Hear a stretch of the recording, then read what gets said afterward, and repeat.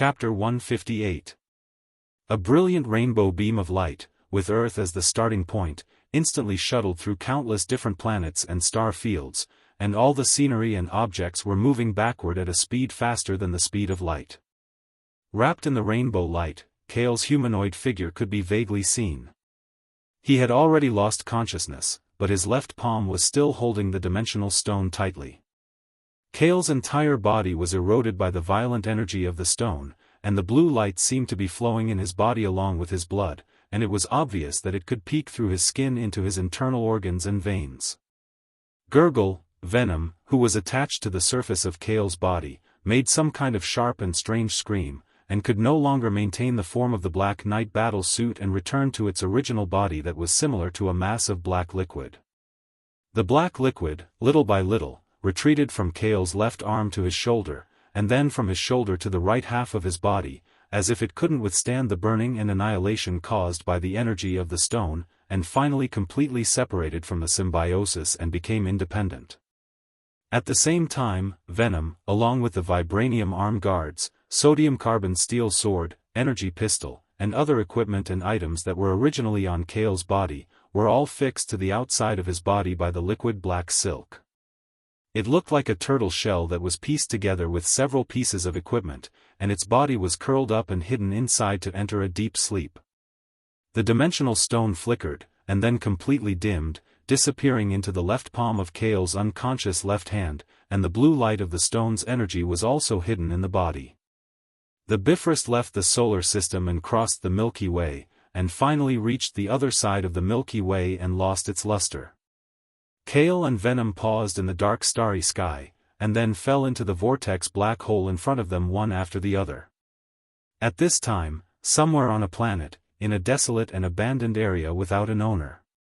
From different planets, the rotten corpses of various creatures, broken garbage, and so on were piled up into garbage mountains, flowing into garbage rivers, and the mountains were covered with garbage. A small team of 5 humanoid race creatures draped in dirty protective cloaks and ugly masks. They held gunny sacks and laser guns in their hands as they searched carefully like scavengers, recycling the valuable alien trash they found.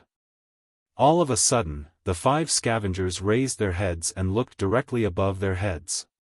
Then, they excitedly knelt on the ground and cheered with their hands raised high in the air. The sky was dark and gloomy. There were already several small colored wormholes scattered in the sky. At this moment, one of the small wormholes rapidly expanded, forming a red wormhole vortex with a radius of 100 meters. Accompanied by the howling and spinning of the storm, the gap in the wormhole vortex began to throw out all sorts of trash of varying sizes, just like a massive garbage rain. And for scavengers, fresh trash that had not been scoured was naturally like a gift from the heavens. Bang! Among the trash was half a damaged fighter jet. The trash that fell from the sky piled up into a new garbage mountain. The 5 scavengers on the side danced with joy, not caring about the garbage rain that was still falling. They all rushed into the mountain and searched left and right. I thought that the competition in the suburbs would not be so great, but in the end, we were one step ahead again. And it's such a large amount of fresh trash, there must be something good inside. Less than 30 meters away from the new garbage mountain, a small figure was hiding behind a plastic bucket. A pair of green beastly eyes stared at the scavengers who had taken the initiative and sighed. 5 of them, all armed with firearms. It's too hard to deal with them. Forget it, forget it. Xiaofan shrank back and prepared to leave, but its small footsteps suddenly stopped.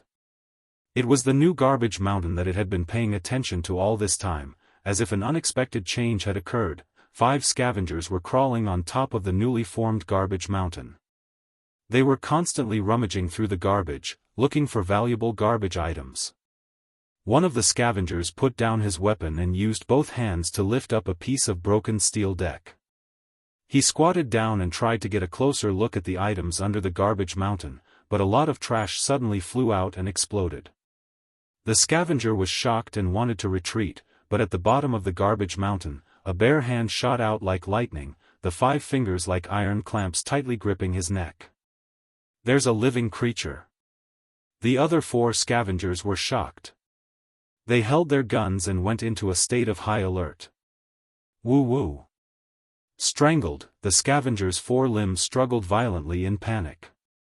The garbage on the garbage mountain rolled down, and the owner of the hand slowly revealed his true face.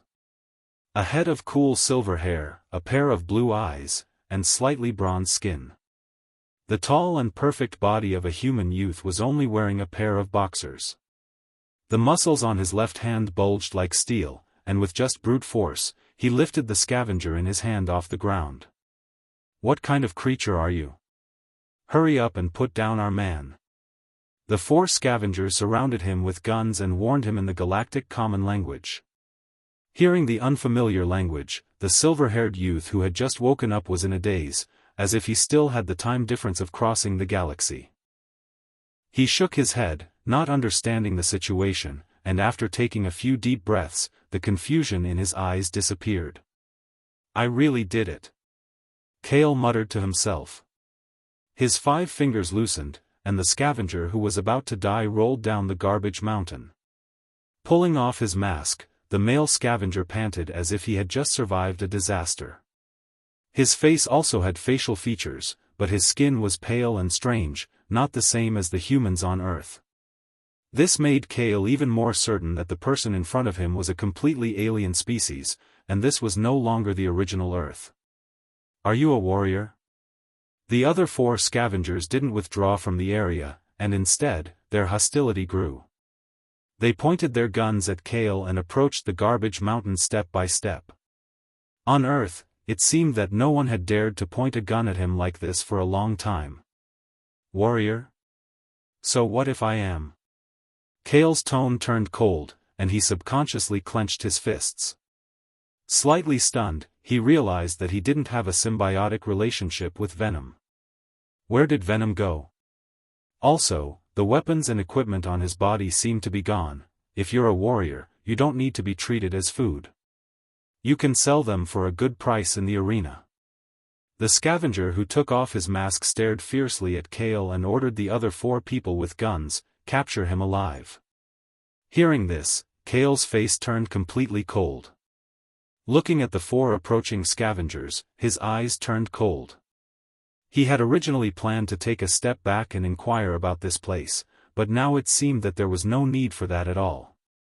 It turned out that no matter where it was, the law of the Marvel Universe was always the same: the strong preyed on the weak. Kale suddenly smiled. Chapter 159. Whoosh! In their field of vision, Kale turned into a blurry shadow that flashed by. In the blink of an eye, he dove down from the top of the garbage mountain. The explosive speed of 10 times that of a human was too terrifying. The leader of the scavengers opened his mouth wide. Without a gun in his hand, he could only spit out 3 words in a trembling voice: "Quick, fire." As soon as he finished speaking, several bright lasers brushed past his shadow and hit the garbage mountain, exploding. Immediately after, Kyle closed in and punched out with all his strength. The 2 scavengers standing at the very front immediately cried out in pain under the heavy punches that weighed more than a ton. They let go of the guns in their hands and couldn't stop their bodies from flying backwards.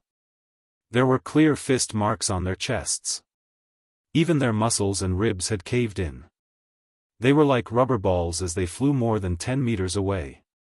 They looked like humans, but their vitality was not much higher than a normal human's. Half of their bodies hit another garbage mountain, and they stopped moving, becoming new garbage. Kale flipped his palms. His face was indifferent as he accurately caught the 2 black and gold guns of the scavengers that had been killed. He quickly aimed the guns at the other 2 scavengers. "Quick, kill him!" The 2 scavengers shouted as they raised their guns to fight back. However, their words quickly turned into screams. Their bodies were penetrated by the lasers. A round bloody hole formed in their abdomens or chests. They lost all signs of life and fell to the ground. "I hate it when people point their guns at me." Kale shrugged and turned to the side. He looked at the surviving scavenger leader coldly and slowly approached him. The leader of the scavengers sat on the trash-filled floor in a daze. Everything had happened too quickly. In less than 3 seconds, his 4 companions had all been reduced to corpses. Tap, tap. The naked Kyle stopped in front of the scavenger, wearing only a pair of large underpants and combat boots. The leader of the scavengers knelt on the ground and lowered his head, begging for mercy. He gently kissed Kyle's dirty boots and said in a trembling voice, "Don't kill me. I'm very familiar with this place. I'll be very useful to you." "What use do you have? Tell me." Kale asked coldly. Venom was not here, so he really needed a local to understand the situation here. "I can," the scavenger leader said. He suddenly swung his left hand that was hidden under his body. A small technological device like a hidden weapon suddenly attacked Kale. Kyle's eyes flickered as if he was prepared for it. His body was still in a state of combat readiness. His 5 senses and reflexes were incomparably sharp. Facing this seemingly unavoidable close-range attack, his body gently leaned to the side and cleverly avoided the small technological device. The technological device smashed into the abandoned steel deck behind him and immediately stuck to the surface, as if some kind of liquid had been injected into it. How is it possible to avoid it? The leader of the scavengers was dumbfounded. His pale and ugly face looked like he wanted to cry but had no tears. "When it comes to hidden weapons, you're not even as good as those ninjas from Nissan." Kale shook his head. If he had met someone else who was careless, he would have probably fallen for it. Unfortunately, he was a war hero from the cruel battlefield of World War II on Earth.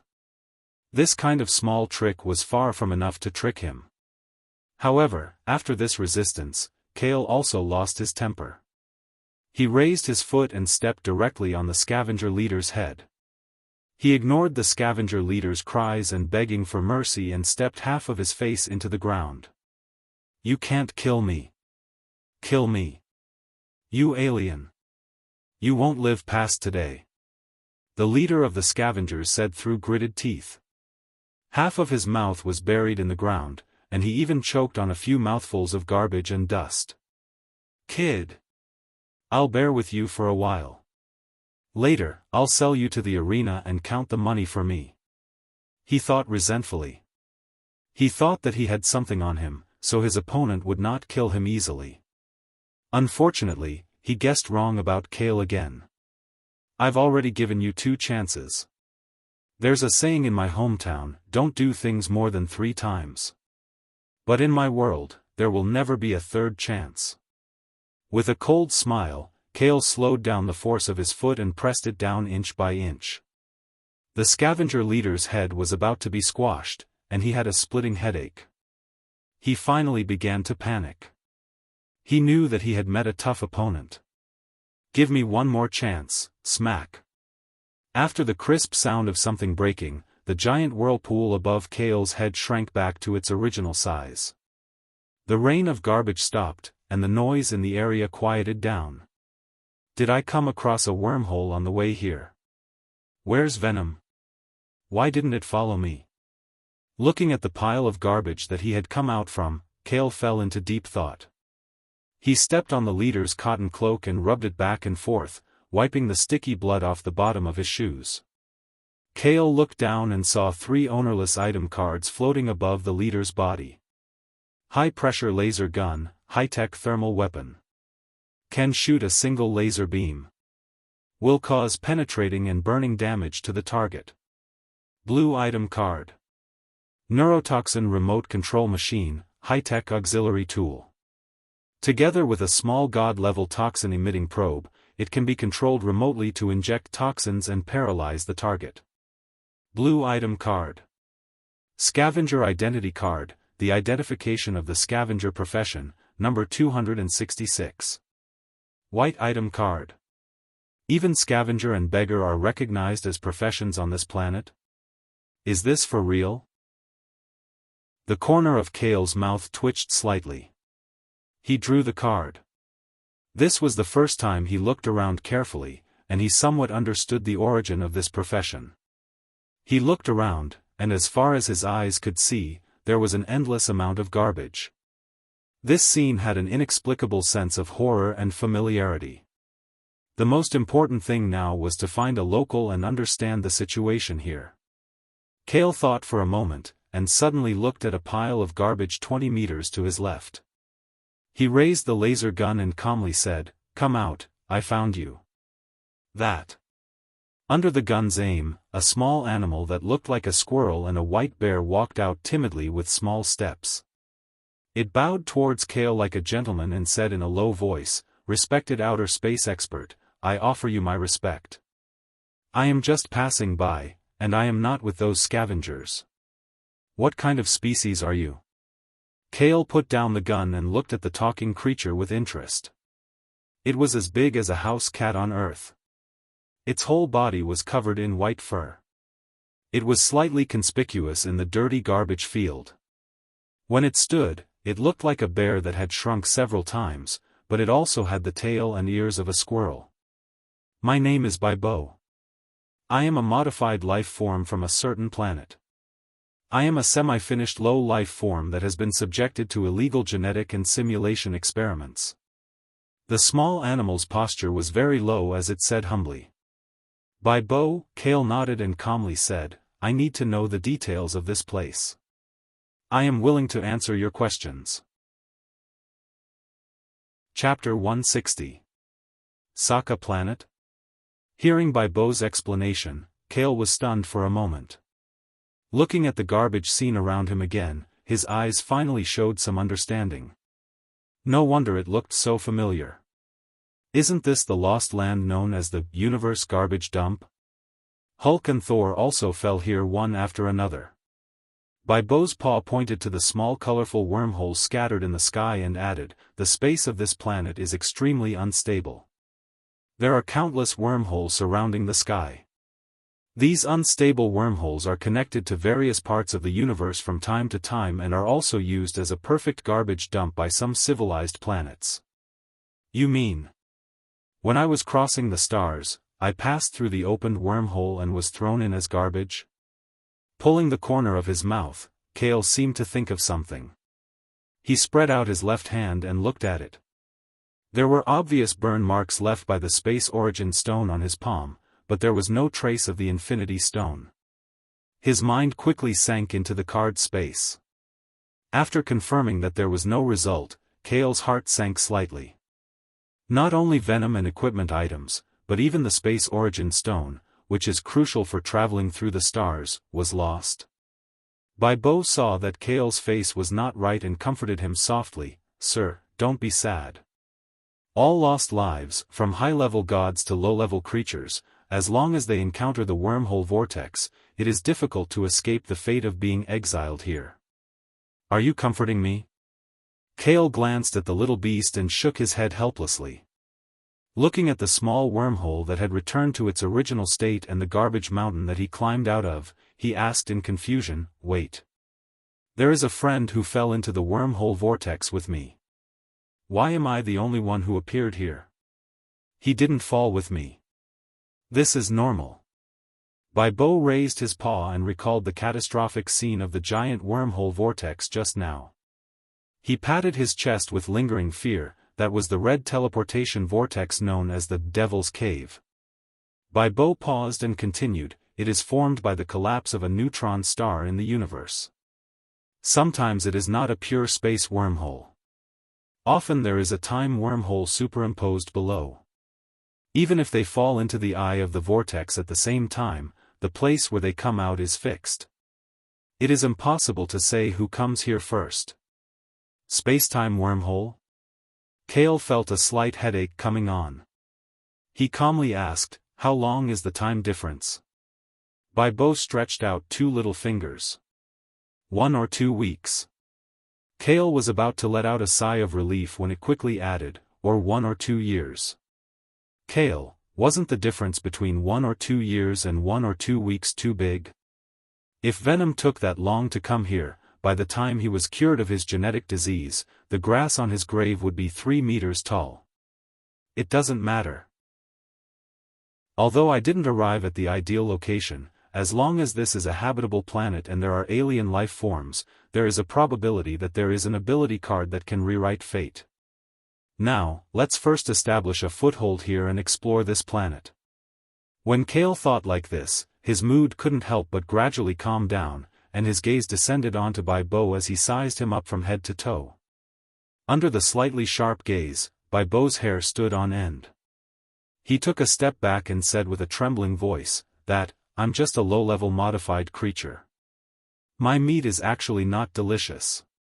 The outer space universe was vast, and there were all kinds of strange races. Not to mention, Sokka was a lawless place. Under the primitive tone of competition for survival and resources, being hunted as food was also common. "I'm not interested in eating you." Kale shrugged and said, "Bai Bo, I can make a deal with you." "What kind of deal?" Bai Bo's ears stood up and looked at Kale suspiciously. "You just came here, so you shouldn't have Sokka currency on you, and you are now." Bai Bo glanced at Kale, who was only wearing a pair of underpants and holding only 2 laser guns in his hands. He wanted to say something but didn't dare to say the word pauper. Kale seemed to have seen through his thoughts. He raised his chin and motioned to the garbage mountain next to him and said, "I will use this garbage mountain to make a deal with you." "What did you say?" Bai Bo stomped his feet and said angrily, "I thought you were going to use the spoils of war from killing those 5 scavengers just now. From just now until now, haven't you been eyeing that garbage mountain? That new garbage mountain hasn't been searched yet, so its value isn't low." Kale calmly looked at Bai Bo and said meaningfully, "You didn't show up just now because you wanted to wait for me to leave and then come back to collect garbage. You should also be a scavenger." "This." Bai Bo scratched his head a little awkwardly after being seen through by Kale. He thought for a moment and said through gritted teeth, "A high-pressure laser gun and the first search rights of this new garbage mountain. I will agree to complete the deal with you." "No problem." Kale was very straightforward and threw a laser gun in his hand over. Bai Bo easily caught the laser gun that was bigger than him and hung it on his back. He pondered and said, "You are a very good person and didn't force me. Tell me, what do I need to pay in exchange?" Kale smiled and said seriously, "I need a tour guide who can show me around and officially settle down on this planet. At an unknown time, in a certain garbage dump on planet Sokka." Small amounts of garbage scattered down from the small wormholes in the sky. Among them, there were metal arm guards, strange rings, energy pistols, and other spherical objects that were pieced together. They fell down and smashed into the river of garbage, creating some splashes. Not far away, a humanoid scavenger who was alone raised his eyes and just happened to see this scene. He couldn't help but quickly rush into the river, not caring that it was dirty as he madly fished around in the water. After a short while, the humanoid scavenger excitedly fished up the spherical object and used the cloak on his body to continuously clean it. With a slight tug, the humanoid scavenger pulled the vibranium arm guard away from the spherical object, pulling out a few sticky black threads that wrapped around the arm guard. They were so tough that they couldn't be torn apart. "There seems to be something inside?" the humanoid scavenger muttered doubtfully. He held the spherical object with both hands and moved his eyes closer to the gap, wanting to see what was inside. Whoosh!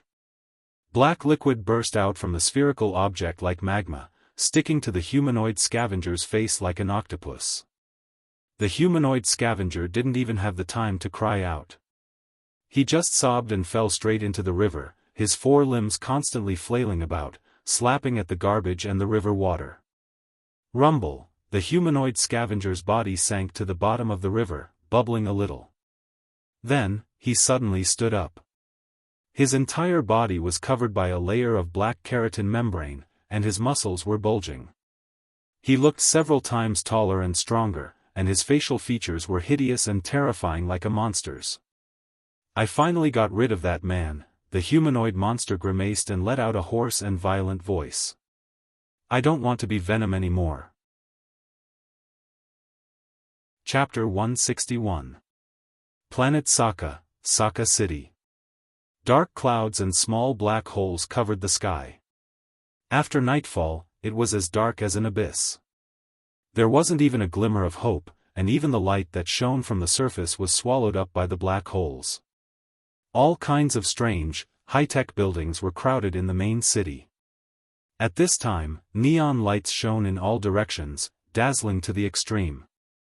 On the brightly lit main street, there were blue-skinned aliens, stone people made of brown stones, fish people with scales, big-eyed monsters with big eyes and small heads, and so on. Creatures from different planets broke the racial boundaries and paraded the streets in a passionate carnival, as if they were venting the unhappiness of the day to their heart's content. Planet Saka is a planet without life, so there are no natives. Here are basically creatures from all over the universe, lost and fell here, and those who survived became natives. The short Baibo explained, a pair of claws holding a heavy sack that was 5 times larger than himself. He put it on his thin shoulders, dragging it forward with some difficulty. The tall Kale next to him nodded. He had already changed into a hooded wallet and jeans, carrying a military backpack stuffed with 4 laser guns. Ordinary spaceships can't break out of planet Saka's wormhole vortex, so creatures that enter here are like entering a planet's cage, unable to escape for the rest of their lives. In addition, the food resources here are poor and expensive, and the pressure of survival is great. Even the natives can't say for sure when they will be killed by other scavengers in the wild, so at night they will enjoy themselves freely. Baibo sighed, taking Kale around the bustling main street, taking a remote path, from the edge of the desolate and remote wilderness, going deeper and deeper into the city. Frowning slightly, Kale's footsteps suddenly stopped, looking at the corner of the building behind him. As if noticing his abnormality, Baibo put down the sack, turned around and asked, "Mr. Kale, what's wrong?" "Someone is following us," Kale said. His 5 senses were all above the human level, sharper than some wild beasts, and the enemy's tracking was too rough and casual, so it was hard not to notice. "Are you sure?" Baibo's bare face changed slightly, whispering, "Put on the scavenger identity card." Kale nodded and put his hand into his pocket. He took out the identity card of the leader of the scavengers he had killed before and pinned it on his left chest. As soon as he put on the identity plate, the other party seemed to know that he had been exposed. He chuckled and walked out of the alley. Kale looked at the shadow, and his pupils contracted. It was a big-eyed alien. Its eyes were the size of an adult's fist, occupying 1/3 of its green face. When it stared at the two of them, its eyeballs kept rolling. "Baibo, you've gained quite a lot today." The large-eyed freak chuckled. "You again. Why are you following me?" Baibo's face was filled with disgust. He touched the laser gun on his back with his claws and said coldly, "If this wasn't the city, I would have blown your eyeballs out long ago. You can't be so lucky every day. Remember, don't let me find you in the wild. Otherwise, I'll have a good taste of your meat." As the large-eyed monster spoke, saliva flowed out of its mouth in disgust. Its large tongue quickly licked and sucked back the saliva. Its green eyes turned and looked at Kale. It said maliciously, "Is he new? What planet is he from? That's none of your business. Kale, let's go." Baibo snorted coldly. He turned around and waved his hand. His claws grabbed the sack and walked away. Kale glanced at the large-eyed freak and memorized its ugly appearance. Only then did he follow Baibo's footsteps. Behind them, the large-eyed freak's savage cries came, "Ha ha ha, don't let me see you in the wild. Otherwise, I'll make you into a good meal. Ignore it. No one dares to do anything in Saka City." Baibo ignored the warning behind him and said confidently as he walked, "Is it because of this identity plate? There are rules and laws here too." Kale pointed at the identity plate on his left chest and asked, "The scavenger identity plate. This is one of the guarantees of survival as a native of this planet. The most important thing is... Look!" Baibo suddenly raised his head. It just so happened that a disc-shaped ship was passing by at an altitude of 50 meters. The large light under the ship constantly scanned the streets below. Kale watched as the silver disc-shaped ship quickly flew away. This floating ship was much more advanced than Earth's World War II fighter jets. Even Wakanda had not reached this level of technology. Baibo reminded him, this is Sokka City's main city's guard. In the junkyard in the wild, you can do whatever you want. Killing and robbing are common occurrences. But in the main city, it is an absolute safe zone. No fighting or robbing is allowed. Otherwise, the consequences will be worse than death. Kale nodded in understanding. His eyes flashed. This sentence had another meaning. As long as they were not discovered by the guards, it was fine. Since you are a guide, there is one more important thing I must remind you of. This is also a law that all creatures who come to Sokka planet must understand. Baibo's tone became heavier. Dragging the heavy sack, he quickened his pace and led Kale through the edge of the main city. After turning the corner of a street, he looked ahead with a serious gaze. Kyle also stopped in his tracks and looked up. What he saw was a strange building that stood tall like a dense forest. At the end of his vision, in the center of the main city, there was a building that was 10 times taller than any other building. It stood out like a crane in a flock of chickens. The front of the central building used holographic projection technology to maintain the projection of a middle-aged man that was several hundred meters tall. He was dressed in luxurious and noble clothes, looking down at the main city and even the entire planet. Dozens of disc-shaped ships, with the figure in the central building as the center, constantly released lights and circled around and spread out. He is the original, the first life lost here. Only known to have lived for millions of years. He is the only Supreme Master who developed Sokka planet. His name is Sky Sovereign Gao. The locals here generally call him Grand Master. Baibo lowered his head and said with unprecedented seriousness, on this planet, everything is his. The ruler who guards and supervises, the existence that cannot be provoked, there is no other. Sky Sovereign Gao, Grand Master. Kale pondered. His blue eyes revealed a deep meaning. He felt that his ultimate goal here had been achieved. Baibo did not know what Kale was thinking. He warned again, if you want to live here, then don't try to make contact with him. Grand Masters are the oldest creatures in the universe. They are temperamental and difficult to get along with. Don't worry, I'm not that stupid. Kale's face was calm as he replied with a smile. Before he had enough confidence, he certainly would not make contact with the Grand Master. But when he had confidence, or when his body could not support it, that was another story. Chapter 162. Baibo dragged the sack and brought Kale all the way to the center of Sokka City. The various aliens on the street all glanced at the two of them, as if they were used to it, quickly indulging in their own night of revelry. As they got closer to the central building of the inner city, the strange buildings became more and more prosperous, the number of Grandmaster-level spaceships also became more and more concentrated, almost constantly shooting down lights from above, giving off an inexplicable sense of security and deterrence. Baibo, your home is in the inner city, looks like you're doing pretty well on this planet. Kale looked around and said in surprise. Of course not. Baibo heard this and his expression became a bit awkward, sighing, you don't know how much the price of housing in the inner city is. The cheapest single room starts at over $1 million Sokka dollars, with a lifespan of only 20 years. A standard room in a hotel, basically a week's rent, is around 10,000 Sokka dollars. Sokka dollars?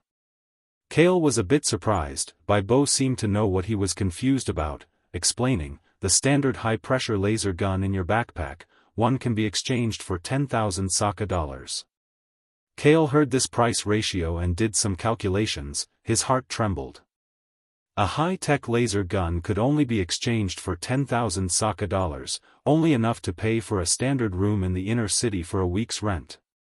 This was really too much of a scam. To be able to establish a foothold in the inner city, they should be the elites of other planets in the universe. Kale thought to himself. The reason high-pressure laser guns aren't expensive is because they need to consume energy to recharge after use. Energy and food are considered luxuries on this planet. Bo said this and sighed. Right now, my dream is to work hard to collect trash and save money, to be able to buy a single room in the inner city of Sokka and become a resident of the inner city with security, but this is just too difficult. Bo's dream was also the pursuit of most of the creatures on this planet. Kale secretly shook his head. He didn't plan on staying on Sokka for long, but wanted to establish a foothold on this planet as soon as possible and investigate if there were any higher dimensional life forms. After all, his body only had about 6 months of life left. He couldn't delay any longer. Okay, we're finally here. Panting, Bo stopped in front of a disc-shaped building on the main road. Kale looked up. The building in front of him seemed to have been remodeled from a small part of a medium-sized battleship.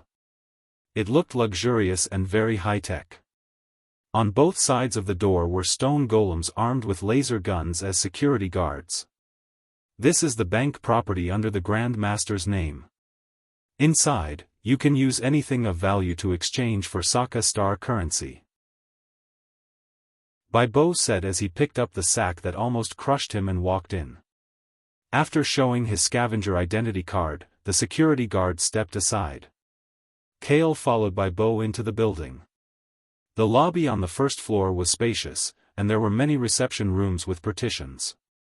Mr. Kale, you need money on Soccer Planet. I suggest that you exchange your laser guns for some soccer currency. Bo suggested. Under the strange gazes of many aliens, he carried the dirty sack and walked to a single reception room. Indeed, money is needed everywhere. Kale shrugged, thought for a moment, and walked into another single room. Scavenger number 266.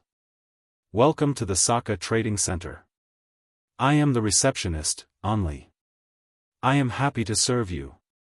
The receptionist named Only was a female alien who looked like a human, but her uniform exposed skin was pink. She greeted Kale through the reception window with a layer of energy protection. I want to exchange for Sokka star currency. Kale said straightforwardly. He reached into his backpack and took out 2 laser guns. Only's expression changed slightly. Only after Kale placed the guns on the window did she relax. You must be a new scavenger. This kind of offensive weapon usually needs to be appraised at a specific window. But since I happen to be free tonight, I'll make an exception and exchange for you. Only pressed a button and the 2 laser guns fell into the window. She picked up a professional instrument and quickly finished the analysis. High-pressure laser rifle. 80% intact. 1 energy slot remaining. Can be exchanged for 10,000. The other is the same model. 85% intact. 2 energy slots remaining.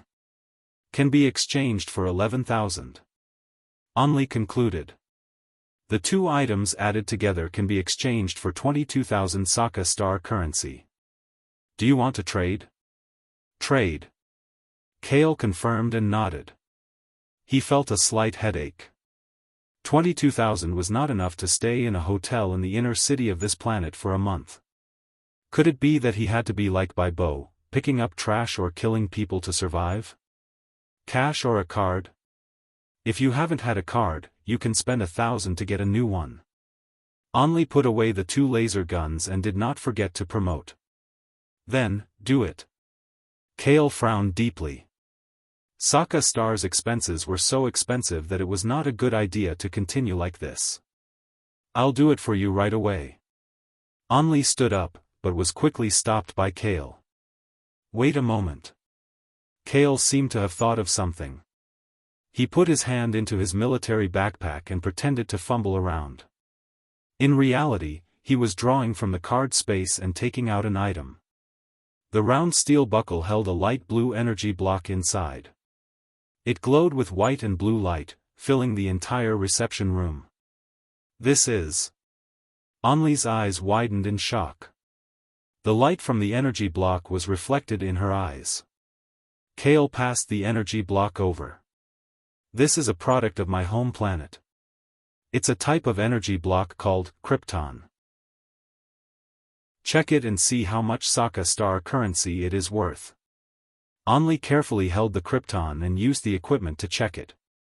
She frowned slightly and asked, "I'm sorry, this energy block's information is not recorded in the database. Please wait a moment." After saying this, Anli took the Krypton and hurried backstage. Kale waited for about 5 minutes before Anli returned. Behind her was an alien with a large head and glasses. "Hello, Mr. Client. This is our chief appraiser and the manager of the Sokka exchange." Anli's tone changed from her previous perfunctory greeting to a much more respectful one. The brain alien held the Krypton with both hands and looked at Kale with excitement. "Mister, may I ask where your home planet is?" "A low-level civilization planet. It's not worth mentioning," Kale said calmly, unwilling to reveal any information about Earth. "You must be joking. This is a new type of artificially synthesized element. It uses the element as a highly pure energy crystal. Such a small piece can support the operation of an interstellar warship. It simply transcends the definition of energy. It can be considered a work of art." The alien manager stroked the Krypton with infatuation and said excitedly, "If it's not a high-level civilization with the highest level of technology and a great opportunity, it's impossible to produce this. I don't understand the relevant knowledge. I just want to ask, what's its value?" Kale asked coldly. Chapter 163. Kale's face was calm as he left the reception room. In his trouser pocket, there was a transaction card with 10.01 million Sokka planet currency, the business card of the manager of the exchange center, and a small slip of paper that the receptionist and Lee had secretly stuffed into his pocket. It just so happened that Bai Bo had finished calculating the entire sack of trash with the receptionist. He walked out of the reception window like he was carrying a large sum of money. He secretly waved his claws at Kale. "Mr. Kale, here." Kale walked over. Bai Bo's claws pulled at his trousers and whispered, "Let's go. Let's get out of here quickly." Kyle was surprised. He looked around and immediately understood what was going on. In the waiting area of the exchange center, there were several aliens secretly monitoring them. Among them was the big-eyed monster that had followed them in the outer city. As he left the exchange center building with Bai Bo, Kale asked him in surprise, "Didn't you say that robbing is not allowed in the city?" "It is not allowed. But that big-eyed monster just now belongs to a criminal team. Some of the alien members have racial talents and are not to be trifled with. Once they lock on to their target, they will raid or steal from the outer city where the guards are weak." Bai Bo was very cautious.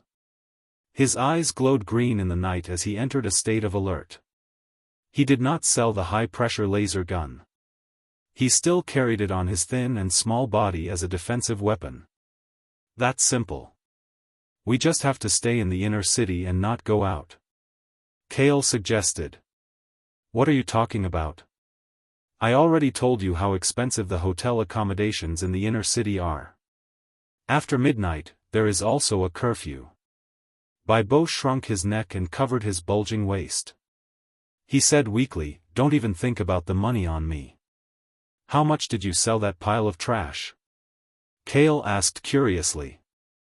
Bai Bo lowered his voice in satisfaction and said, "There was a lot of good stuff. I exchanged it for more than 70,000 Sokka planet currency. Scavengers risked their lives to go out into the wild. On average, each person's income was less than 10,000 Sokka planet currency. 70,000 was already equivalent to a pie falling from the sky." Kale was silent. He had 10 million on him. Before leaving Earth, Howard had rushed to make 3 shaped Krypton coins. He had them all on him. 30 million, seeing the high-end hotel near the central building, Kale didn't think too much. He grabbed Bo with his left hand and walked towards the hotel. "Mr. Kale, what are you trying to do? Don't go there."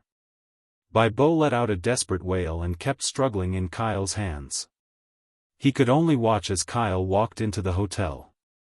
"Hello, gentlemen. Are you looking for a room?" At the front desk of the hotel, the long-necked alien receptionist was shocked. She looked at Kale and Bo, who was rolling her eyes and almost fainting. "Get a double room," Kale said calmly. Hearing his words, Bo shuddered and groaned in pain. "Don't. Just treat me as a pet and get a single room." The waiter nodded respectfully and said, "We charge by the week. Double rooms cost 100,000 yuan and 50,000 yuan respectively. 30,000 for a single room, and 20,000 for a single room. The price is fair." Bo's heart trembled. This price was like cutting off its heart.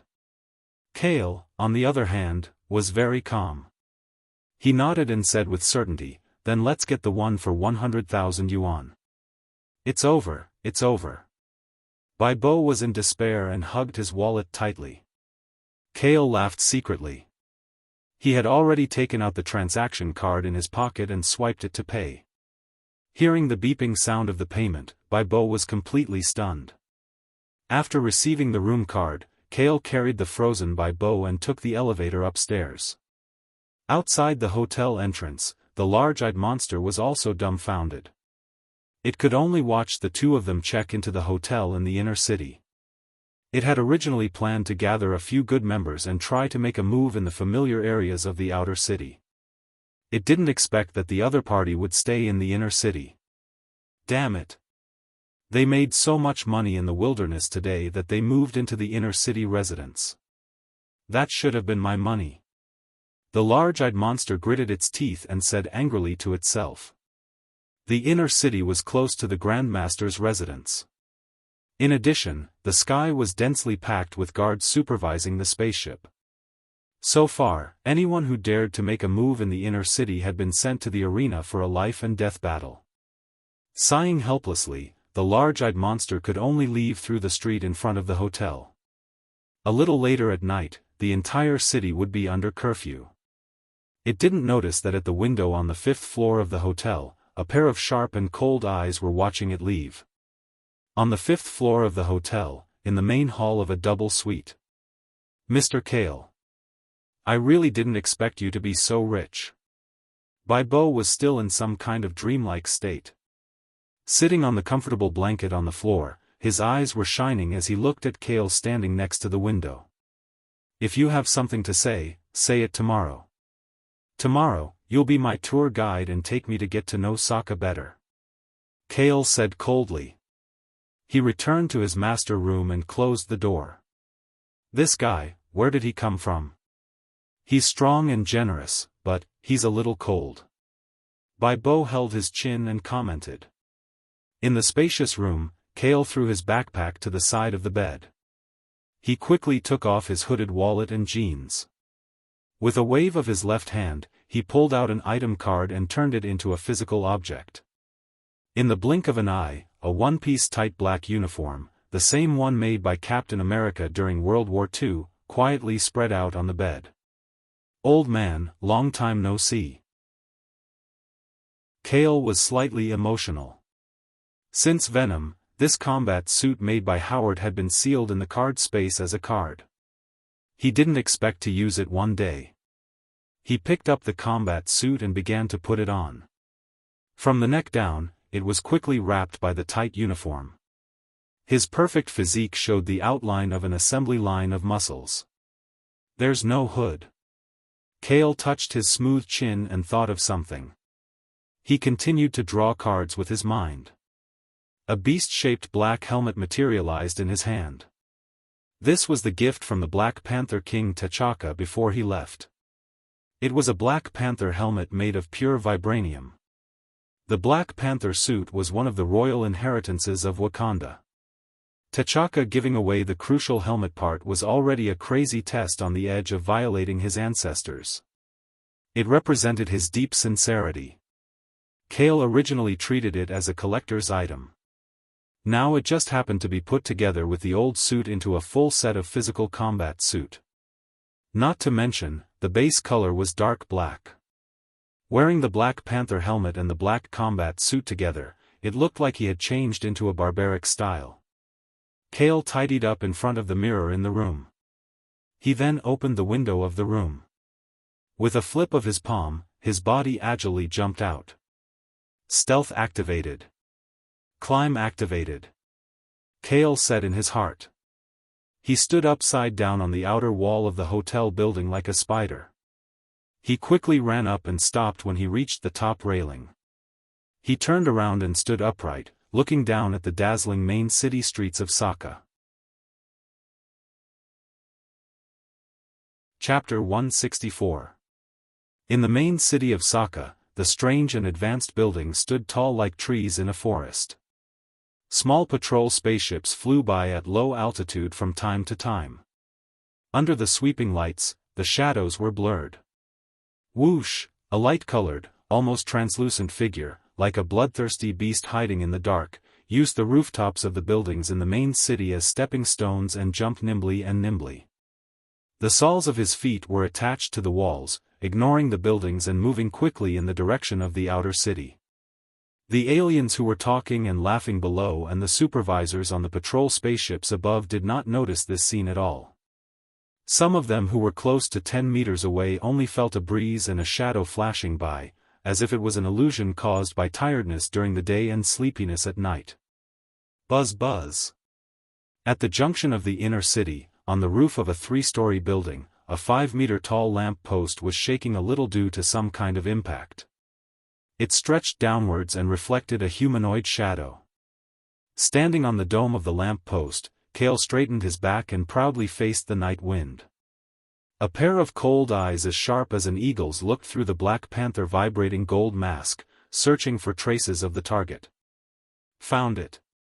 Stopping his gaze, Kale stepped on the lamp post with a little force. The light bulb below could not withstand the pressure and exploded. As the lights on the roof of the building dimmed, a black shadow swooped down directly in front of him. In the outer city of Saka, there was a 2-meter-wide dead end between the buildings. It was rare that there was no light here and it was pitch black. 3 aliens with different appearances, their bodies covered in black cloaks, were buried in the shadows of the dead end at night.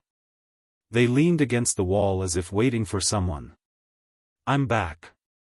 The big-eyed monster walked into the dead end with his hands in his pockets and said aloud. One of the aliens, who was tall and thin, with a bamboo-shaped body, walked quickly to the entrance of the dead end and scanned outside. He quickly shook his head at the people behind him. "Igu, where are the 2 prey you mentioned? Did they run away?" The other big-eyed monster widened his eyes and asked with slight dissatisfaction. "You can't blame me for this. Who knew that they would directly stay in the hotel in the inner city?" The big-eyed monster called Igu was also very depressed, his eyes kept rolling around. It was not easy for him to set his sights on the best target for tonight. A low-level white bear that had been genetically modified, a human creature that did not seem to have much combat power, and even had enough money to stay in a hotel. If that's the case, then let's end this early tonight. As if she didn't want to waste any more time, the humanoid woman who had been standing at the end of the alley said calmly. "Igu, you should have informed us in advance and stopped them in the outer city before they put away their items." The big-eyed monster that seemed to be the leader scolded. It looked at the woman covered in a black cloak with respect and fear. It said gently, "Yi Ji, you can go back first. You've made a wasted trip here tonight." Yi Ji nodded slightly. She tiptoed and walked forward like a cat. The 2 big-eyed monsters, one big and one small, and the tall and thin alien leaned against the wall of the alley, making enough space for her. When they were about to walk out of the alley, Yi Ji frowned slightly and felt her hair stand on end. She even felt an inexplicable sense of oppression and fear in her heart. She did not care about maintaining her elegance and followed her instincts to quickly roll on the ground. "Be careful." As soon as she finished speaking, a tall and strong human figure in black descended from the sky. His feet stomped heavily on the ground where Yi Ji had been standing. Without any cushioning force, under his undisguised offensive intent, even the hard ground cracked slightly. It was so intimidating that the expressions of the people around him changed drastically. "Who is it?" the leader of the Big Eye monsters asked quickly, trying to buy enough time to react. Kale was not with them. What was the meaning of this? Xian Lianyo was stunned by Napier's reaction. Yuan Twilight Slope? Relief? Causing a ruckus? Conjuring eunuchs and guanidines? The two of them screamed and were sent flying into the wall behind them without any suspense. The wall caved in slightly. A loud, muffled sound spread out clearly. So powerful. If I hadn't dodged, I would have been seriously injured. Yi Ji continued to roll to open up a distance. She got up and looked at her two companions, who were wailing in pain. She was secretly shocked. They're crazy. How dare they act so presumptuously in the city? Don't they know they'll attract the supervising guards? Their physical resistance is not bad. Retracting his fist, Kale glanced coldly at the two aliens. If they did not die after taking a punch from him, it could be considered a test to see if they had a physique and vitality that surpassed humans. However, that was all. From the moment he attacked, he decided to end the battle quickly. Kale was about to follow up with another attack and finish off the two aliens who were already seriously injured when he suddenly looked up. A light blue energy exploded at close range. It was like a wave of ripples that covered the narrow space of the alley. Seeing that there was nowhere to hide, Kale took the initiative to push his forehead forward and hit the energy wave with his head. The moment they made contact, blue electric arcs exploded in the middle of the alley. Electric pulse impact? Strands of electric arcs wrapped around his body. Kale felt his entire body go numb. His body temporarily lost its functions and fell straight to the ground. "You bastard, who the hell are you?" Igu held the electric pulse impact gun with both hands and stared fiercely at Kale on the ground, as if he wanted to swallow him alive. Kale did not answer. He was motionless, as if he had fainted from the electric shock. "Hurry up and kill him and leave this place. If you don't leave now, the guards will come," Yi Ji calmly urged. If it wasn't for her friendship with this small team, she would have left this place alone. Fighting in the main city of Saka and being discovered by the guards was no laughing matter. "Yes, you're right." Igu nodded in a panic. He aimed the electric pulse impact gun at Kale, who was lying on the ground. The blue light slowly lit up as if it was charging. The energy gathered at the baby's fist-sized muzzle. Just before the electric pulse impact gun was about to shoot, under the Black Panther's vibranium mask, Kale's closed eyes suddenly opened.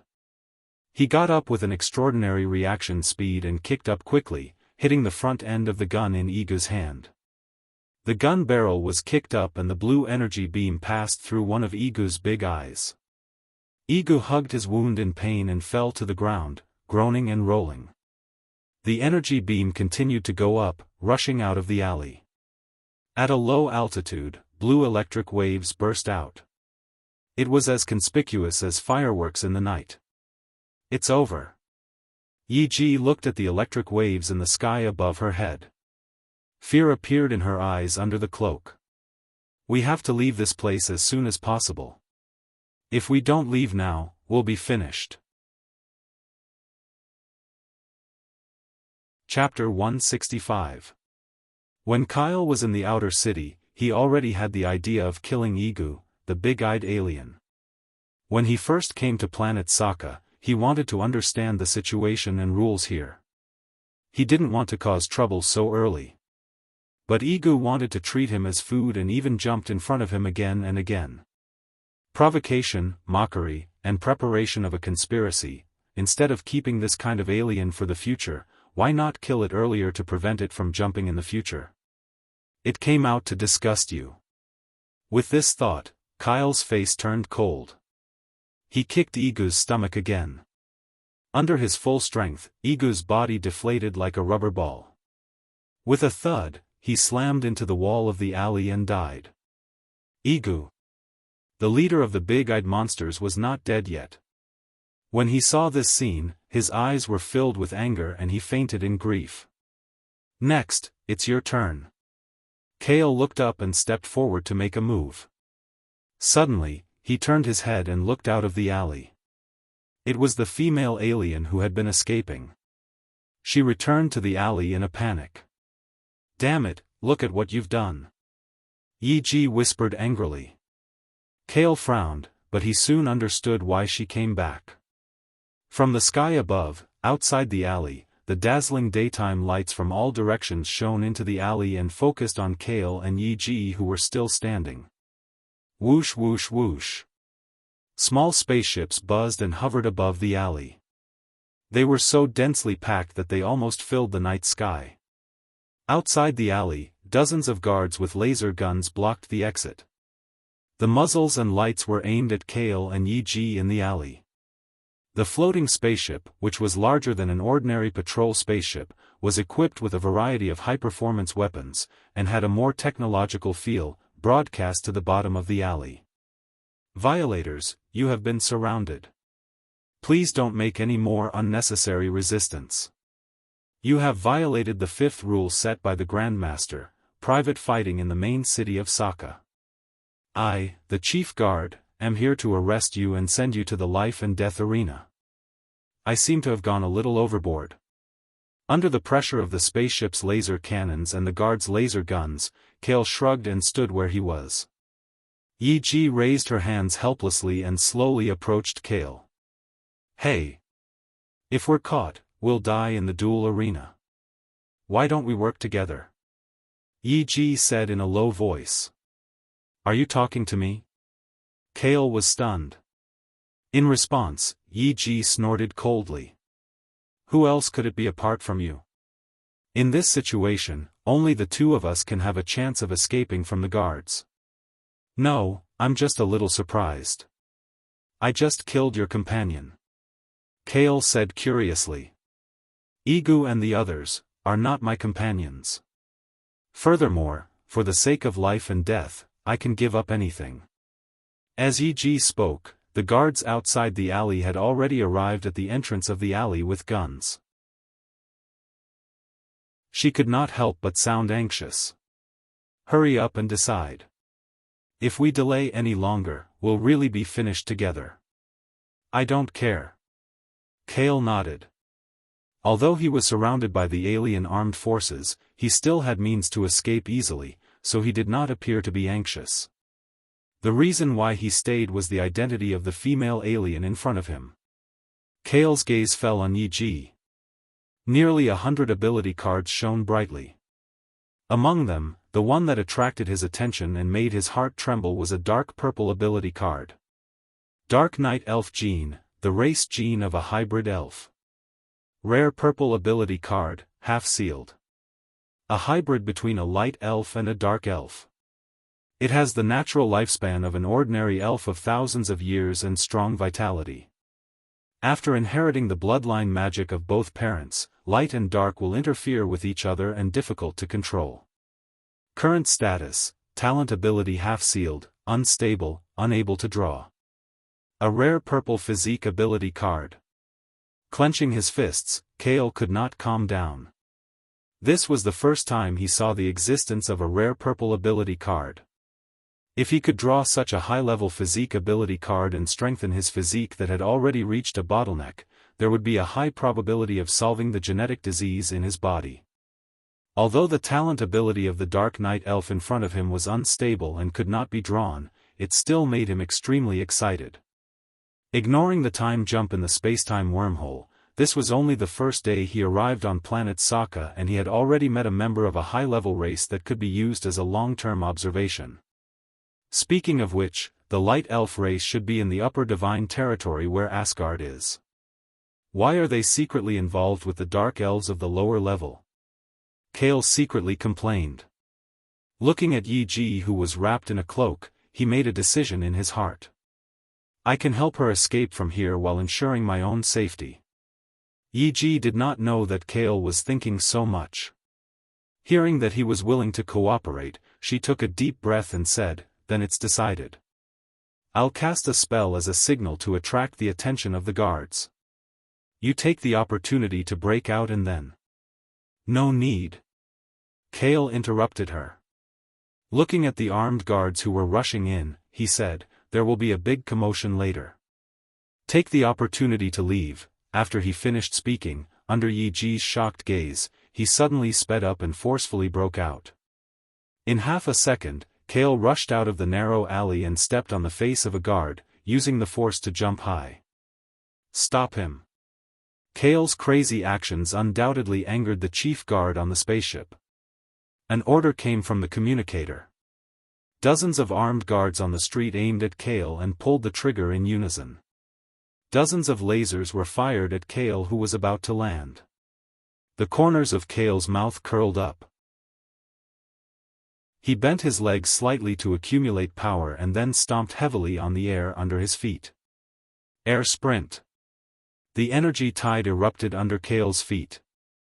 Under the sudden acceleration, his body disappeared into thin air, leaving behind a series of white circles and afterimages. He swept across a distance of 20 to 30 meters and landed on the wall of a building. When Kale stood upside down on the outer wall of the building, the lasers finally collided and exploded on the spot. A glaring light shone in all directions. "Please chase him." As if provoking him, Kale pointed his middle finger at the spaceship in the sky. Then, without looking back, he sprinted and climbed out of the building area. What kind of creature is that? The guards and the spaceship pilot were all stunned. What are you waiting for? Go after him. All of you, go after him. The chief guard's exasperated words came out from the communicator and the spaceship broadcast. Almost 10 hovering spaceships accelerated immediately. Blue flames shot out from their tails as they chased after Kale's figure in the distance. Who is that guy? Chapter 166. After a night, the sky above planet Sokka, which was filled with small teleportation wormholes, lit up with the morning light. In the markets and streets of the main city, the alien residents of various species gradually became active. However, it seemed that due to some unforeseen event last night, none of them had slept well and were discussing the relevant topics in a lively manner. In the main city's inner city, in a room on the 5th floor of the Starship Hotel. "Mr. Kale. Mr. Kale, it's time to wake up." At the first glimmer of dawn, Bo knocked on Kale's master's door, its claws scratching against the metal door until they were sharp and ear-piercing. The AI-controlled door slowly opened. Kale, who was wearing plain pajamas, had sleepy eyes. His tall body blocked the door to the room as he yawned and asked, "It's so early, what's all the ruckus about?" "Mr. Kale, did you really fall asleep last night? Did you not notice anything unusual outside?" Bo looked at Kale in disbelief. It had faint dark circles under its eyes and looked dispirited. Even the texture of its white fur had become much worse. "Last night?" When Kale heard this, a strange ripple flashed through his eyes. He lied through his teeth and replied, "After I returned to my room and took a shower, I fell asleep very quickly. It's probably the time difference between the stars. I slept very soundly." "What happened?" "Fine, I guess you're the only one in the entire city who fell asleep." Bo shrugged helplessly and said seriously, "Late last night, I don't know who caused trouble in the main city of Sokka. The city's guards seemed to have gone crazy and flew all over the streets in spaceships, saying that they were catching criminals. Catching criminals is one thing, but they even chased them from the outer city to the inner city, from the main city's south gate to the main city's north gate." Bo sighed and looked pitifully at its back, wagging its tail left and right. "They wouldn't let a bear sleep at all. My fur has lost its luster." "Did they catch the criminal?" Kale asked with slight interest. "No. If they did, would the guards still have issued wanted posters all over the city in the morning? As Bai Bo spoke, he reached into the small backpack behind his back and took out a wanted poster with a photo attached to it. Kale took the wanted poster and read it. The picture was of the alley with the blood stains and the corpse of the big-eyed monster as the background. The main character was him, wearing a Black Panther helmet and combat uniform, and the night elf, whose whole body was covered by a veil and a cloak. Only her slim figure could be seen. The top criminal is the one wearing the animal mask. The bounty on his head is as high as 1 million. The woman beside him only has a bounty of 100,000, which is equivalent to an additional bounty. Bai Bo's expression was complicated as he stared straight at Kale, as if he wanted to see something from his face. He was both happy and doubtful as he said, "The big-eye monster that went against us last night was killed, and 2 of our companions were seriously injured. I heard that they were sent to the duel arena after treatment. Isn't that good?" Kale chuckled inexplicably and returned the warrant to Bai Bo, not allowing him to refuse. "I'll change my clothes, take me around Saka City later. I'm willing to serve you." Bai Bo obeyed and bowed his head, like a gentleman performing a standard salute. "I don't know where this Star Ruthless came from, he's so fierce." Bai Bo thought to himself as he patted his chest and let out a long breath. Anyone with a bit of intelligence would understand that how could there be such a coincidence. After the room closed, Kale turned around and his gaze fell on the combat uniform and Black Panther helmet hanging on the hanger. The guard spaceships last night were too difficult to deal with. They had infrared and sonic detection and other locking functions.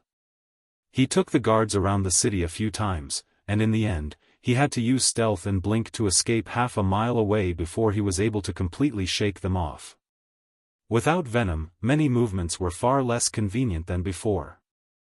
Otherwise, with simple camouflage and stealth, it would have been easy to shake off the pursuit of the guard spaceships. "Venom," Kale softly muttered. After living with venom for so long, he was used to having it by his side. Now that they were separated, he really felt a little uncomfortable. After changing into a hood and jeans, Kale and Bai Bo went out together. Bai Bo acted as a tour guide. After seeing Kale's strength and financial resources, he seemed to have the idea of hugging his thigh and told him everything he knew about Kale's problems. After finishing the delicious meal in the inner city, Bai Bo took Kale to the market at the junction of the inner city and outer city. Don't miss it when you pass by. From the high-tech products of advanced civilizations to the genetic serum of the ancient Protoss, everything you need is here. Only $9.98, a star core energy crystal gem to take home. A divine weapon that has been appraised by an elite scavenger boss. It's a huge discount. As long as you buy it, you'll make a profit. The main market in the middle of a mountain of garbage was very lively. Dozens of large and small private stalls were lined up as far as the eye could see. Extraterrestrial residents in luxurious clothes and scavengers in ragged clothes mingled together, looking at the goods with great interest. Bai Bo introduced to Kale, planet Saka, as the center of the universe's garbage dump. The most important thing is resources. It can be said that this is the universe's largest junk black market. People come here every day to search for treasures. Isn't this the same as the exchange office? Kale asked in surprise. Of course it's not the same. The exchange office was opened by a Grand Master, and although it's reliable, it will deduct the processing fee. Moreover, for some items that are not in the known database and cannot be appraised, they will usually give a low price. Bai Bo smiled and said, "This is the charm of the black market. Here you can find priceless treasures at a low price, and more likely find a pile of useless alien trash." Kale suddenly realized, this was a bit like the stone gambling and antique markets on Earth. However, although the two were similar in nature, the stalls in Saka's black market sold unknown items from all over the universe. It said that searching for treasures in the black market requires eyesight and knowledge. But in reality, who has the knowledge of the entire universe? Even the universe's elders dare not say that they can appraise most of the items in the black market. Therefore, the people who come here all want to try their luck and feel. Bai Bo said this and kindly reminded Kale, the merchants who set up the stalls are mostly scavengers, they all want to scam a sum of money, selling and boasting. Just take a look, it's best if you don't buy. Kale nodded, seeing strange items from all over the universe, it was good to broaden one's horizons. Following the crowd, Kale and Bai Bo approached the first stall. The stall was simply covered with a thick black cloth on the ground, on it were a dozen or so strange goods of all sizes. The owner of the stall was a short old man with bare arms. "Yo, isn't this Bai Bo?" The old stall owner greeted him warmly, holding up a black shining bone. "You brought a customer? Let me introduce you to a new product, the memory crystal of an ancient race. Seeing that we are old acquaintances, it's only 1,000. Scram, don't try to scam me with alien trash." Bai Bo angrily scolded. Kale's face was calm as he walked within 3 meters, looking at the various goods on the stall, his mind subconsciously focused. Chapter 167. In Kale's field of vision, the item card information began to appear on the strange goods on the ground. Heru beast bone fragment, the remains of a Heru beast's rib. White item card. Nearly 2,000 years ago, the rib remains of the Heru beast, a native of planet 020 in Galaxy X, due to eating the dark plants, even the rib bones began to glow with a black light over time. Current status, another person's item for sale, unable to draw. This was the information of the old stall owner's items that claimed to be the remains of an ancient race. It wasn't just this one. Kale's gaze continued. Dragon frog slime, broken star ingot, minotaur excrement, heart tribe handicraft, within a 3-meter radius, within the range of his mind, the color, level, and detailed information of the items could be seen at a glance. This is... Kale was stunned. So it wasn't just the items without an owner. As long as the items with an owner were put up for sale, the information of the cards could be seen. It was just that he couldn't draw them. Narrowing his eyes, Kale calmed himself down. He pointed at the 2 black ores on the ground and asked casually, "What are these?" When the old stall owner heard the question, he hurriedly put down the Heru beast bone fragment he was selling and looked at Kale with admiration. He said excitedly, "This customer has good eyes. You can even see the most valuable item I have here." Kale was slightly shocked. However, the old stall owner's next sentence made him feel that his worries were unnecessary. "These are the first black stones that were formed during the Big Bang. They contain a mysterious energy and are extremely hard. Even if you put them in a furnace at 3,000 degrees, they won't melt." "Bullshit, these are just 2 broken stones from the astral wilderness." Bai Bo cursed fiercely. The old stall owner rubbed his nose awkwardly and said expectantly, "If you want to buy them, I'll sell them to you for 5,000. 5,000? These broken stones?" Before Bai Bo could finish, Kale nodded and said confidently, "I'll buy them." Bai Bo's expression froze. The old stall owner also hesitated for half a second before he quickly packed up the 2 stones. With a smile on his face, he said, "Deal. Mr. Kale, are you really going to buy this thing?" Bai Bo opened his mouth wide and looked at Kale in disbelief.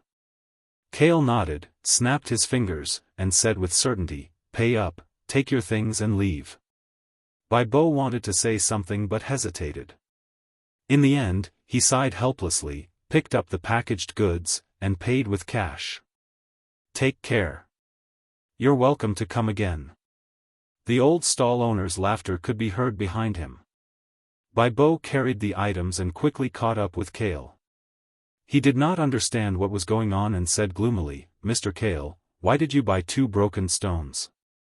"I like it." Kale shrugged. He was so happy that he almost laughed out loud. The stall owner, the seller, Bai Bo, and even everyone else thought that he had made a loss. In fact, only he knew how much benefit he had gained. Shattered star ingot, an extremely rare metal ore. Rare blue item card. A metal ore formed by the mutation of a planet's core in an unknown region. It is hard and difficult to destroy. It can be used to forge weapons and tools. It has the property of sharp star. Sharp star. It absorbs the dark matter energy in the universe and releases a strike as bright as a meteor. Just the metal ore alone has reached the rare blue grade. It's one grade higher than vibranium metal. How strong will the equipment made from it be? It's a pity that these two small pieces can't even be used to forge a dagger. Kale felt a little regretful, but he quickly laughed. After all, he had bought them at a cheap price. One should not be too greedy. The card drawing system can identify all the information of the goods. To me, this Saka black market is a shopping paradise. Kale looked at the alien star stall in front of him. It was as if he was looking at a treasure trove, waiting for him to open it. Everyone else was blind. Only he had his eyes open, and he could pick out gold from the vast expanse of sand with a single glance. After that, Kale went into a shopping frenzy. He would stop at every stall, ignoring the stall owner's promotion and Baibo's persuasion. It was as if he only followed his heart and bought whatever he saw. After a short while, after shopping through more than half of the stalls, Baibo's small body was almost crushed by the goods he bought. He looked at his wallet that was getting thinner and thinner, and followed behind Kale with a bitter face. Kale was expressionless. He did not stop walking and showed signs of continuing to shop. At this time, the stall owners and residents of the black market also knew that a rich man had come. He was the kind of person who was stupid but had a lot of money. When they looked at Kyle and Baibo, their gazes were filled with an indescribable feeling that they could only feel. Mr. Kale, it's about time for today. I'm almost out of the 70,000 cash I have with me. Baibo's face was sad. His hands were full of packed bags, and the goods in his backpack were about to explode. In other people's eyes, these were all useless alien trash. What else could a person be if they were not stupid but had a lot of money to spend tens of thousands to buy meaningful trash? Kale muttered to himself and said, "Okay, let's go to the last stall." "You said it." Baibo heaved a sigh of relief. Since it was the last stall, Kale glanced left and right. When he saw that there was no one at the stall, he quickly stepped forward. Just as he was 3 meters away, he moved his mind slightly, and the relevant card information appeared before his eyes one after another. Almost instantly, Kale's pupils contracted. He stared at an item, unable to move his eyes away. At this moment, even his strong and tenacious state of mind was shaken. Kale pretended to be calm. He squatted down and looked at it with a burning gaze at a close distance. The item was huge, similar to a huge axe. The two sides of the axe were completely broken off, leaving only the 1-meter-long handle carved with ancient patterns and half of the axe's tip. This damaged axe was made of a simple and unadorned dark gold. It was stained with congealed golden bloodstains. "Child, you didn't even wipe the bloodstains off this item before putting it up. Did you pick it up from a pile of corpses?" Baibo complained. The stall owner was indeed a thin and weak pink alien child. He said timidly, "I wiped it, but the blood can't be wiped clean. My sister said this is the blood of the deity race." "Deity race?" Baibo snorted disdainfully. Everyone knew that the deity race was an ancient life form in the universe. They were even more ancient than the universe's elders. They had many forms: humans, beasts, planets, and even nothingness. Therefore, as long as one had a relationship with the deity race, they could greatly increase their pretentiousness. "How much is this?" Kale asked calmly.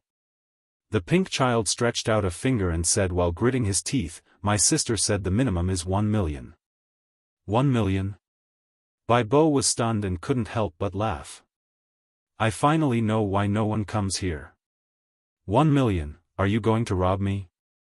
"Okay, I'll buy it," Kale said in a deep voice without the slightest hesitation. "Not to mention 1 million, even if it was 10 million or 30 million, he would buy it without hesitation. Chapter 168. 1 million Saka dollars. This was a sky-high price in the black market. It was enough to buy a safe house in the inner city of Saka where the competition for resources was huge. What's more, the goods they were selling were unknown tattered axes. Fortunately, the place where the child's stall was located was empty. Otherwise, this transaction would have caused an uproar among the people in the black market. Mr. Kale. 1 million Saka dollars, you want to buy this tattered axe? Think about it again. Even if you have money, you can't spend it like this. Bo approached Kale and persuaded him in a low voice. It originally thought that Kale was just interested and bought some novelty items in the black market on a whim.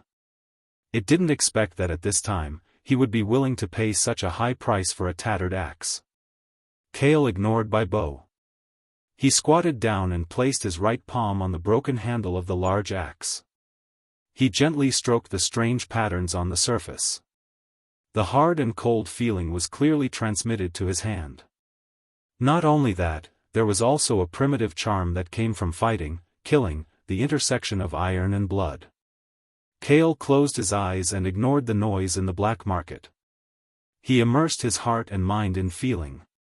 He seemed to see a cruel war in the ancient battlefield of the universe. Extraordinary beings fought and killed. Even the gods and the myths could fall on the spot if they were not careful. It was a game of chess between the higher races. In order to dominate the territory of this universe, whether it was the scale of the alien race's military force or their individual strength, weapons, and equipment, it was far more than any battle in World War II on Earth. This axe, where did you get it? Opening his eyes, Kale asked in a deep voice. His eyes flashed as if he thought of something. Half a year ago, I picked it up from the garbage river in the wild. Just to bring it back to the inner city, my sister and I rented a medium-sized fishing spaceship. After the alien child finished speaking, he seemed to be afraid that Kale would suddenly go back on the deal. He quickly asked, "You really want to buy it?" "Of course. But I don't have that much cash on me." "All the money is in the trading card," Kale answered honestly. I will inform my sister now. She will bring the credit card payment device over. Please wait a moment." The alien kid was very excited. He hurriedly took out his communicator and sent out an urgent message. Seeing that the transaction was a done deal, Bo's ears and tail drooped, and he no longer tried to persuade him. After all, Kale was the one paying for it. He could do whatever he wanted with it. 1 million. Bo was just distressed. He sighed inwardly about how much trash he had to pick up in order to get it back. About 5 minutes later, Kyle, who was waiting in front of the stall, raised his head and saw a small Quinjet flying out of the inner city. It was glowing brightly as it approached the stall. Finally, it stopped at a low altitude of 10 meters directly above his head. The child waved at the floating Kun airship and said with a smile, "My sister is here." The door of the spaceship opened quickly, and a pink-skinned woman in a work uniform came down the elevator. The alien kid was about to go up and talk when the woman pulled his ear and said in a dissatisfied tone, "Don't you know your sister is at work? You even used the emergency communicator to call me. Give me a good explanation. If your answer doesn't satisfy me, there will be no food for you tonight." Stop pulling. "Sister, there is an important customer here." The alien kid begged in pain. The alien woman looked forward. When she saw Kale in front of the stall, her face was suddenly filled with surprise. She hesitated for a moment and hurriedly let go of her hand. She politely greeted, "Mr. Kale, what a coincidence. I didn't expect to meet you here." "It is quite a coincidence." Kale nodded. The alien woman in front of him was the one he met at the exchange center last night. She was the receptionist named Li. "That's right. Sister and brother were both pink-skinned mutants. There was nothing wrong with that. "Sister, this customer wants to buy that axe," the alien kid whispered. "What?" Anli thought she heard wrong. She took a deep breath and nervously grabbed the kid's arm. She asked seriously, "What price did you offer? Did you miss out on a few zeros?" Before the kid could answer, Kale smiled and urged, "It's already settled. 1,000,000 Saka dollars. If you brought the payment device, then just swipe your card." The payment device made a beeping sound, indicating that the 1,000,000 had been successfully transferred. The surprise came too suddenly. Anli was still in a dreamy state. She pinched the alien kid next to her as if to check if she was dreaming. "The money has been paid. Then I'll take the item and leave," Kale smiled faintly. For him, money and wealth were just worldly possessions. As long as he could increase his strength, then any price was worth it. "Of course, please," Anli quickly nodded. Kale grabbed the handle of the axe with his right hand. He wanted to pick up the axe, but no matter how hard he tried, the broken axe lying across the stall didn't move at all. Kale's face changed slightly. The weight of the broken axe was far beyond his imagination. One had to know that he had 10 times the strength of a human's bull. He had over a ton of strength with a single hand. He could even lift a 2-meter-wide rock with ease.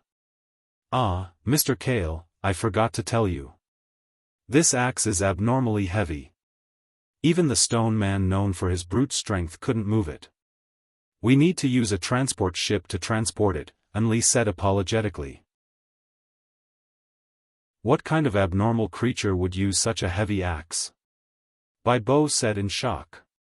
Anli said in a serious tone, "That's why I set such a high price.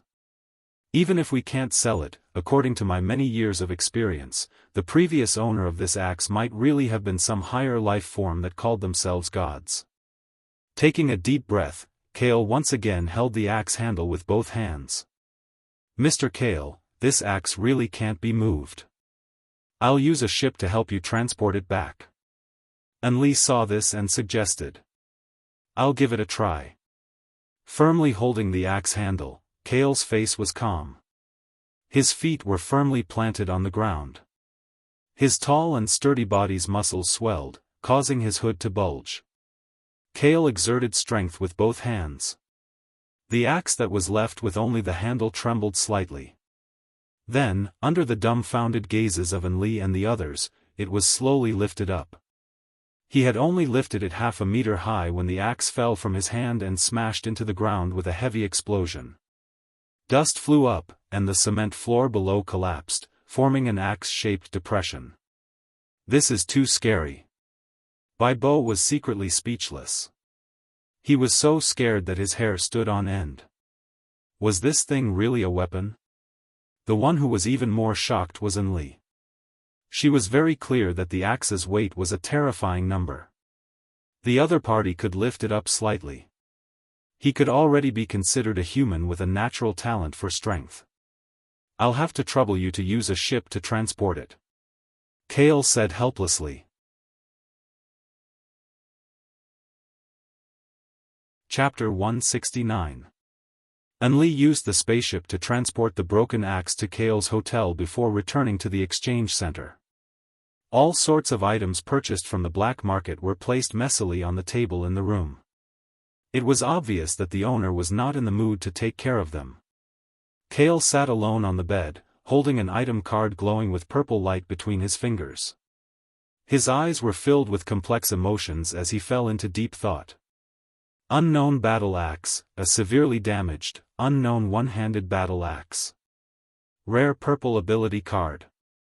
The axe's tip was made from the Divine Territory's metal and the core of a planet that was about to decline. The handle was made from the wood of the world tree.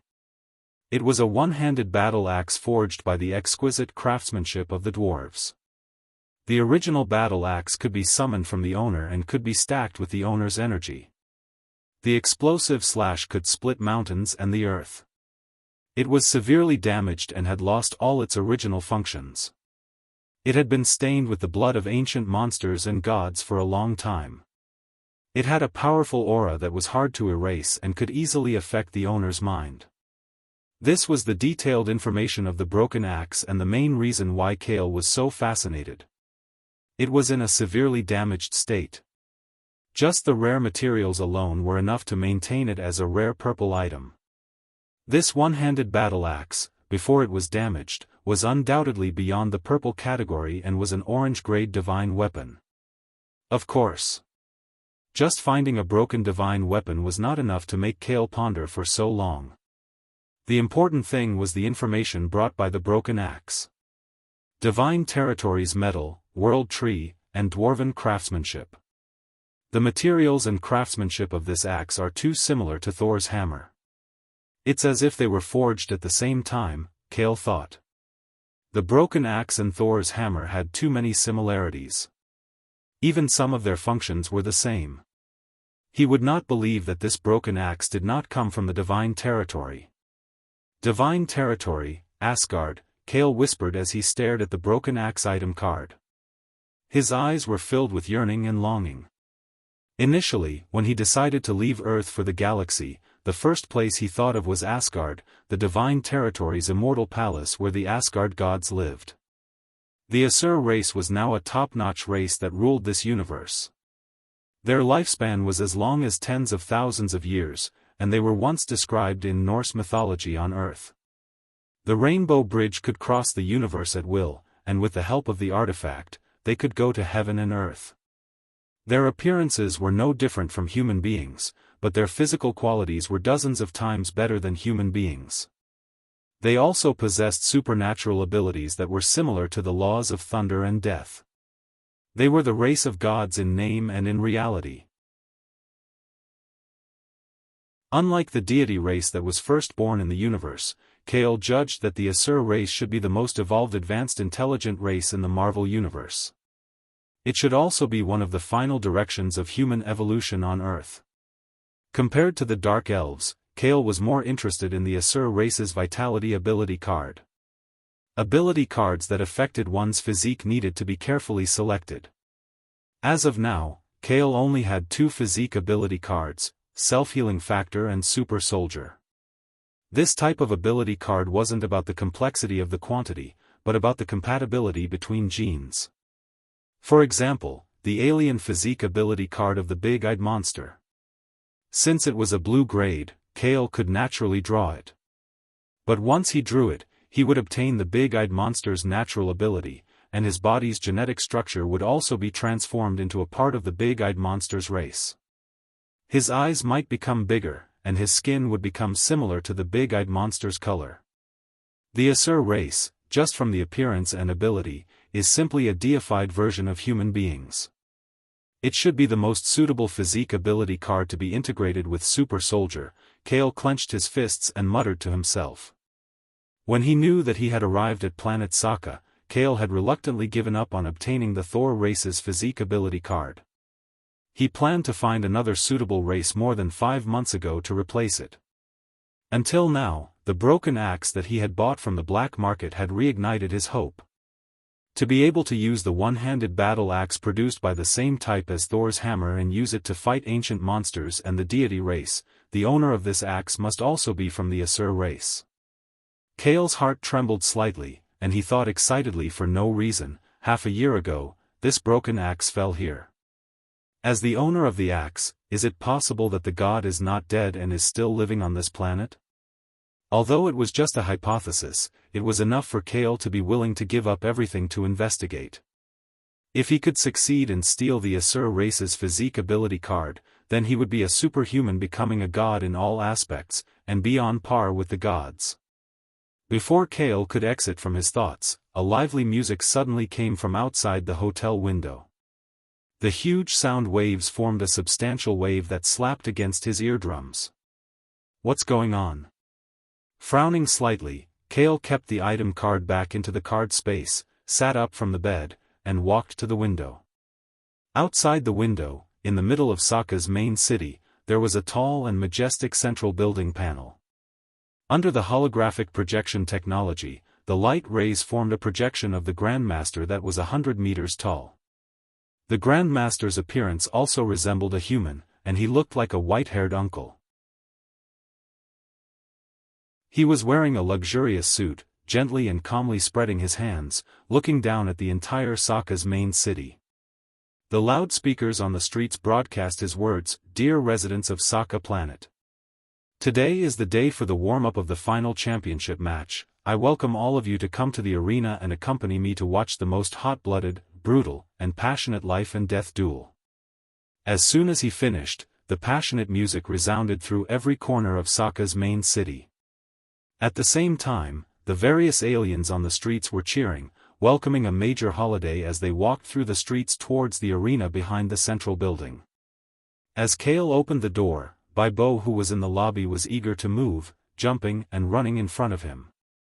"Mr. Kale. Sokka Planet's duel arena has begun." Baibo shouted. The expression on his beastly face was also very excited, his squirrel-like white tail wagging non-stop as he explained, "This is a grand event personally organized by the Grandmaster. The Grandmaster likes to gather combatants from all over the universe, put them together, and force them into a one-on-one life or death duel. Only the final victor will be granted freedom. This is the most popular event of this planet's residents, gathering combatants from all over the universe. Come, let's go take a look." Kale nodded as he wished, also becoming interested in the duel arena. He had a feeling that this duel arena might contain information about the owner of the broken axe that he wanted to investigate.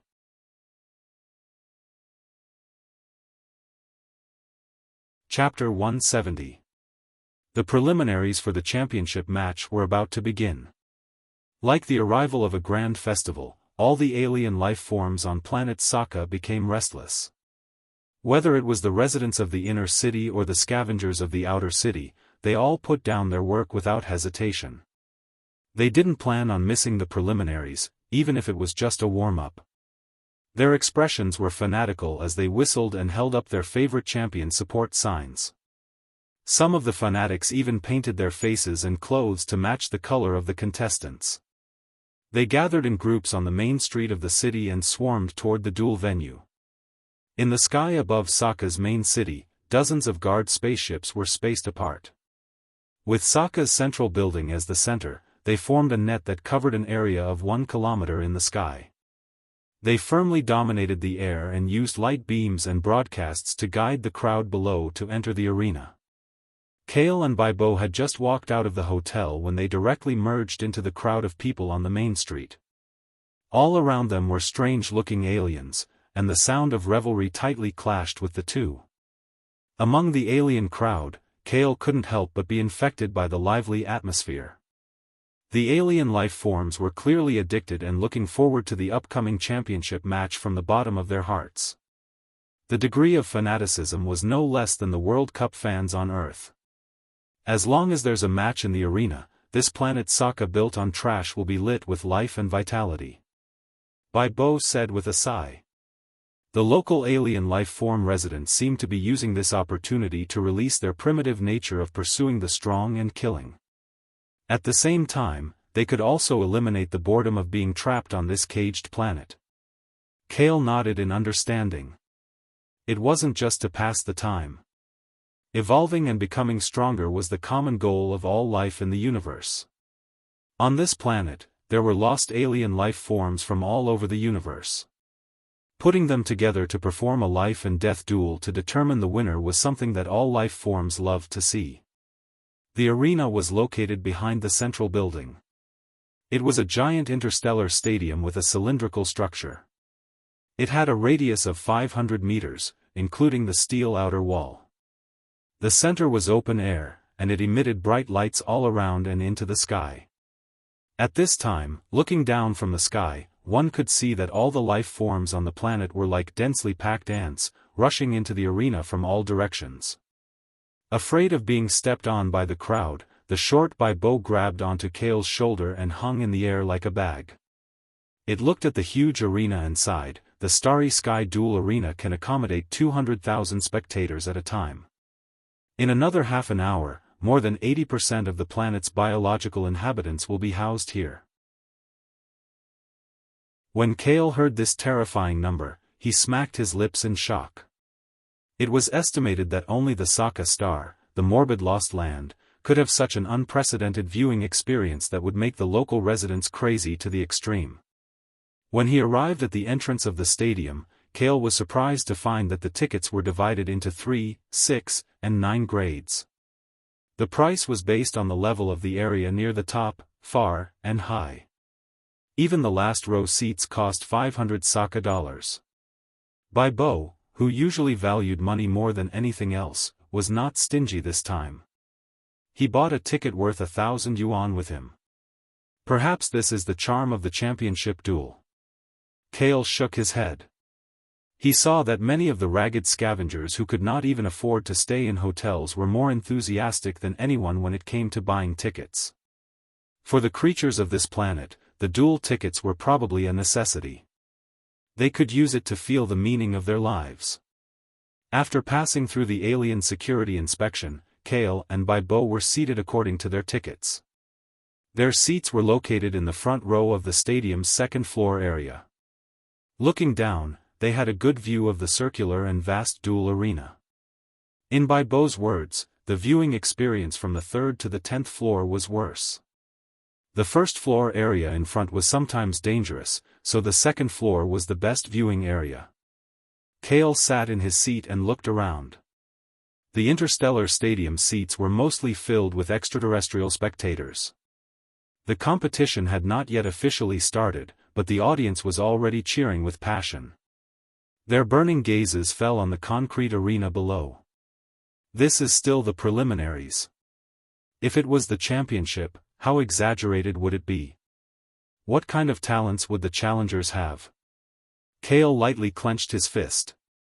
His heart was also affected by the atmosphere, thumping powerfully. Up until now, he had not done any specific research on the extraterrestrial races. The large-eyed monster he killed could only be considered a trash with a combat strength of 5. With his current body, the perfect ideal super soldier physique of Earth's humans, including the hundreds of battle techniques on Earth, what level could his combat strength barely rank in the universe? Kale's heart was very anxious. It just so happened that through the duel on planet Saka, he could use it to understand the general combat strength of various parts of the universe. After knowing himself and the enemy, he would have a better idea of what to do. Before he could think too much, there was a burst of loud cheers from the audience.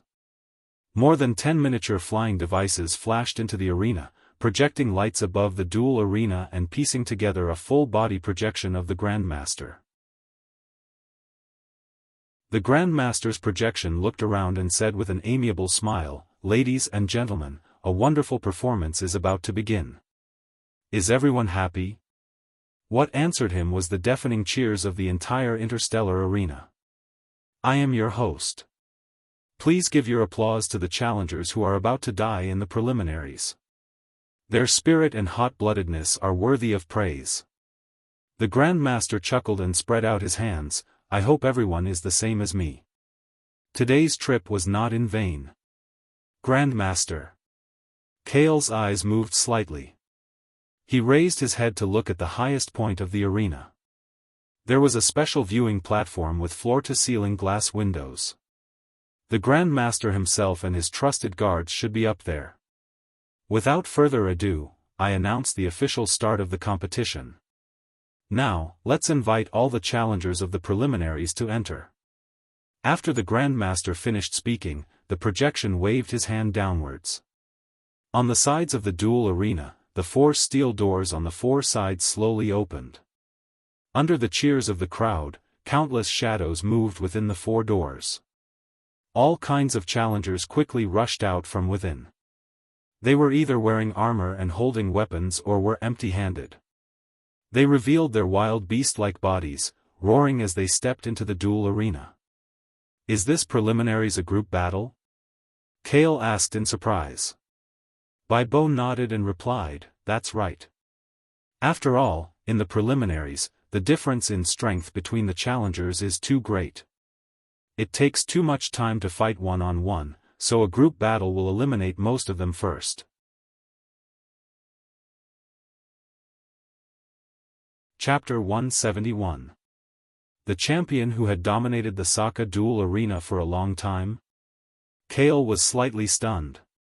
He seemed to have obtained important information from Baibo's mouth, but before he could delve deeper, the alien crowd around him began to shout aggressively. They were so excited that even their faces were distorted, emitting the hostility that had been accumulating for a long time. Kill. Quickly fight. Eliminate, eliminate. If you want to live, kill other creatures. Under the collective urging of more than 100,000 alien crowd. On the duel arena, the number of challengers released from the underground prison had increased to nearly 100. They came to the duel arena where the lights were focused. They didn't speak too much, and their murderous auras were on guard against the other challengers around them. Only the 4 challengers standing at the end could continue to survive, and on the life and death duel arena, elimination meant death. This was the rule set by the Grand Master, and also the supreme law of planet Saka. In the duel arena, a humanoid challenger was the first to scream, but he was attacked from behind by a giant 2-headed snake. The 2-headed snake's upper body straightened its 2 heads. One of its mouths bit his head, and the other bit his struggling feet. It helped to stuff him into its mouth, swallowing the living prey. In less than 3 seconds, the humanoid challenger had completely disappeared, and he was swallowed into the snake's belly along with his armor. The giant 2-headed snake spat out its blood-red tongue, and its silver vertical pupils coldly stared at the other challengers. Its tail slapped the floor with a sizzling sound, making people's scalps tingle. This horrifying scene of being swallowed alive ignited the cheers of the crowd in the audience, and it also made the chaotic group battle on the duel arena completely on the verge of breaking out. Mr. Kale, look! Baibo seemed to have discovered something by accident. It raised its claws and happily pointed to a corner of the duel arena. Kale looked in the direction it was pointing at. At the edge of the fierce melee, a green monster with big eyes was shivering on the ground, wearing a full set of steel armor. Wasn't that the leader of the Big Eyes monster that he had seriously injured last night? Many of the challengers are actually slaves and criminals captured by the Grand Masters. If they want to exchange for their freedom, they have to fight to the end in the arena and defeat the final champion. Baibo smiled and squinted his eyes meaningfully. It's impossible to hide until the end without fighting. Not long after Baibo finished speaking, a 2-meter-tall brown stone man ran past, holding a spiked club full of steel nails, and smashed it on the body of the Big Eye monster leader on the ground. After the attack, the stone golem didn't even look at it. It carried the blood-stained spiked club and left, charging into the battle once again. On the floor, the leader of the Big Eye monsters had turned into a pile of meat paste. Its armor was completely deformed and sunk into the ground, and disgusting green blood kept flowing out. Awesome! Baibo chuckled. It had been a long time since it saw a monster as an eyesore. Kale also shook his head. With the cruel rules of the arena, in this kind of group melee, the first to die would definitely be the weak creatures that avoided the battle. Because there were 4 places to live, the strong challengers would definitely avoid each other consciously. They would pick the weak ones and keep crushing them. After enough challengers were eliminated, they would be safe. It was the same principle as raising poisonous insects. The weak were prey to the strong, and the weak were eliminated. The ones that survived were the strongest and most powerful fighting creatures. Kale watched the arena where the battles and killings were taking place.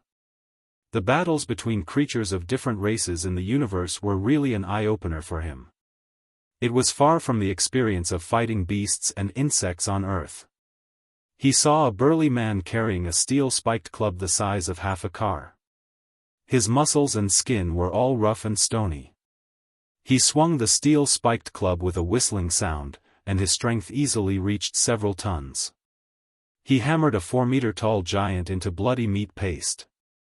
He saw a man with scythe-shaped hands. He was tall and thin like a mantis. His body movements were agile, and his speed had reached supersonic speed. He suddenly chopped a stone man known for its strength and defense into two halves. He also saw an alien child with flesh-colored tentacles all over his body and black and red eyes. He broke out with an extraordinary self-healing ability. His tentacles elongated and turned into sharp weapons, respectively piercing the frogman and eye monster into dried corpses. In 10 minutes, more than half of the hundreds of challengers had been eliminated. The eliminated creatures turned into corpses and wreckage on the arena. Red, green, black, and purple blood stains of different colors intertwined together, graffiti on the arena's scarred floor. At the same time, the chaotic battle had reached its climax. The cheers from the audience were getting louder and more intense. "We've completely won back the ticket price. The quality of this year's challengers is very high." Baibo sighed and waved his claws excitedly. "Only the monster-like creatures in the universe can stand until the end in this arena." Kale nodded in agreement. The glimmer in his eyes flickered, and he felt a certain amount of pressure from it. The combat level of the alien creatures in the arena was far beyond his expectations.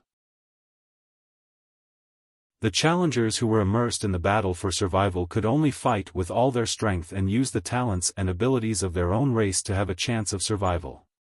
Even if he had the strength of a ruler on Earth, if he was in the same arena, he would also die on the spot if he was not careful. 15 minutes later. The arena was littered with alien creatures' corpses. Broken weapons and colorful blood spilled all over the ground. It was a terrifying scene from hell. Suddenly, the remaining 10 challengers stopped at the same time. They had gone through fierce elimination battles. No matter how strong they were, their bodies were also injured. They glanced at each other coldly and fell into a short standoff. There are still 8 left. The climax of this duel is here. Baibo held his breath and said. "That's right." Kale agreed with this point of view. The challengers in the arena had been reduced to less than 10. At this time, the creatures that could survive in the arena were no longer weaklings that were easy to deal with. As long as each of them found another opponent, it would be enough to eliminate them. Kale's face was serious and dignified. He looked at the arena and memorized the appearances and talents of the creatures of different races. The attack methods they were good at, their fatal weaknesses, their unique and powerful attack methods, and their unexpectedly tough and durable defense skills were all inhuman. They were definitely at the level of monsters. As long as Kale was outside of Earth, he would encounter them one day.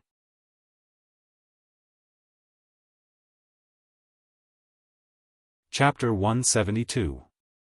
Under the bright lights of the spaceship and the interstellar stadium, on the bloody and tragic duel arena. Including the giant two-headed snake, the scythe man, the stone man, and the tentacle child, the 8 challengers confronted each other. The duel arena fell into a short silence for a while, forming a sharp contrast with the excitement of the audience outside the arena. The cheers of hundreds of thousands of alien spectators were boiling, and the sound waves almost overturned the entire arena. "Mr. Kale, which 4 do you think will survive to the end?" Baibo rubbed his claws and asked excitedly. Shaking his head, Kale narrowed his eyes slightly and said in a deep voice, "It's hard to say. So far, there must be some people who haven't shown their true strength. If you want to talk about who is more stable, the alien child with tentacles and the knife-hand man have a much higher chance of survival. They can basically advance to the top 4. Kale made a judgment based on his own experience. "Is that so? Then I'll bet." Baibo said and hurriedly took out an electronic device similar to a touch-screen phone. Kale shrugged and focused on the duel arena. The man's hands were like scythes. His hand blades were so sharp that they could easily cut steel armor in half. Furthermore, he had an explosive speed that exceeded the speed of sound. His terrifying physical attacks and movement speed made it so that even if he didn't take the initiative to attack and chose to avoid the battle, no one would be able to touch him even if he kept moving around the arena at high speed. As for the tentacle child, judging from the chaotic battle just now, strength, speed, combat skills, and resistance are all at the upper level, comparable to the naked Captain America. In addition, the flesh-colored tentacles can attack and defend, and can absorb other people's blood as nutrients for super-fast self-healing. Wait a minute. Kale suddenly stood up from the spectator seat and stared at the arena below. The tentacles on the child's body were constantly swaying. As if aware of his gaze, the tentacle child inadvertently raised his head and glanced at Kale's seat area with his emotionless dark blood-colored eyes. He quickly withdrew his gaze and focused on the surrounding challengers. Although separated by nearly 100 meters, Kale still felt a very familiar and strange feeling from the tentacle child. Is it an illusion? Kale muttered to himself. Hey, why are you standing up? How are we going to watch the competition? Blocked by Kale, who suddenly stood up, the alien audience in the back let out a dissatisfied curse and wanted to go forward to argue. Kale turned his head and swept his cold gaze behind him, emitting a faint sense of oppression. As if facing a brutal and powerful monster, the exuberant alien audience suddenly withered, not daring to look at him. I'm sorry, everyone. Bo hurriedly smoothed things over and pulled down Kale's trousers. Kale went along with it and sat back down in silence. Mr. Kale, what's wrong? Bo asked in surprise. It's fine. Let's continue watching the match. Kale replied with a calm face. His flickering eyes drifted back to the duel field. This time, his eyes were fixed on the tentacle child and did not move away at all. His heart was not as calm as it looked. On the duel field, the remaining 8 challengers finally moved together. They chose their opponents and divided the field into 4 small areas to fight. The opponent chosen by the tentacle child was a stone man carrying a mace. It sprinted and accelerated, kicking and bouncing. Its small body was like a heavy cannonball hitting the stone man. The more than a dozen tentacles on the surface of its body fluttered rhythmically like hair. Child. You dare to choose me as your opponent. Watch me smash you into meat paste. Seeing this, the stone man grimaced in anger. He held the huge mace with both hands and raised it like a baseball. After accumulating power, he swung it in front of his body. Under the injection of super-strong brute force, the huge and heavy mace blew a whistling gale, just blocking the path of the tentacle child. The audience exclaimed. They seemed to have seen the bloody scene of the tentacle child's petite body hitting the mace in the air and exploding. It's time to show your true ability. Kale saw this and whispered to himself. As if confirming his words, under the shocked gaze of countless alien audience, a pair of red wings suddenly stretched out from the back of the tentacle child. The wings tore open the shirt and flapped forward, causing the body to stop in the air. The stone man's face changed drastically. The mace he swung missed the tip of the child's nose and slammed on the ground with excessive force, making a dull and loud noise. The cement floor cracked and formed a dent. Seizing this opportunity, several tentacles suddenly shot forward and a long whip tightly wrapped around the stone man's neck. Damn it! The stone man roared and let go of the heavy mace. He grabbed the tentacles on his neck with one hand and stretched out the other hand to grab the tentacle child. The tentacle child's face was expressionless. He flapped his wings and glided away from the stone arm.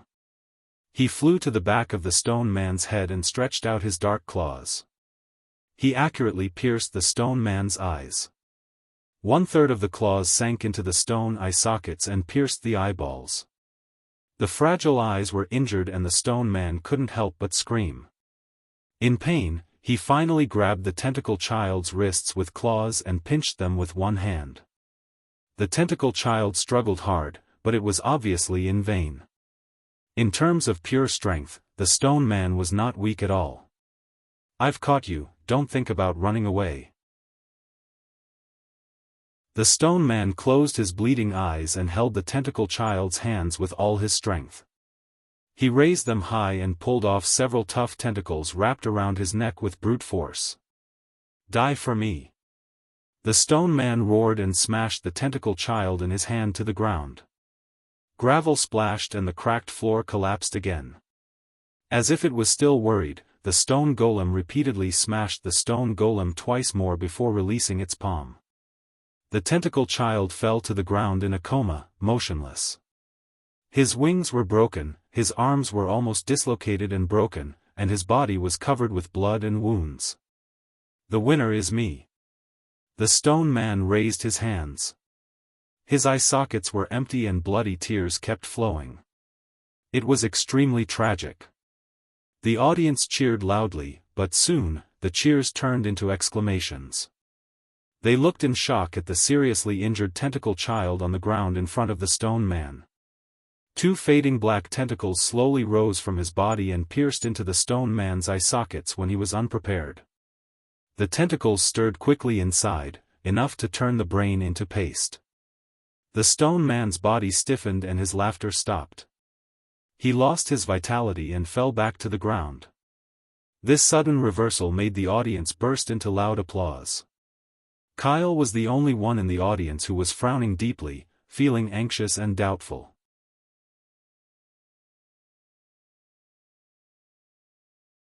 Chapter 173.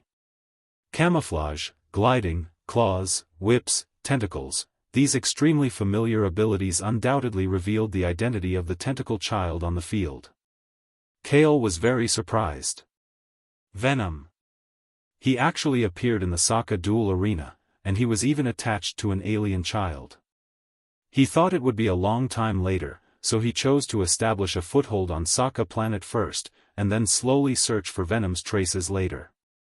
Unexpectedly, Venom seemed to have come to Sokka planet much earlier than him, and even went to the duel arena.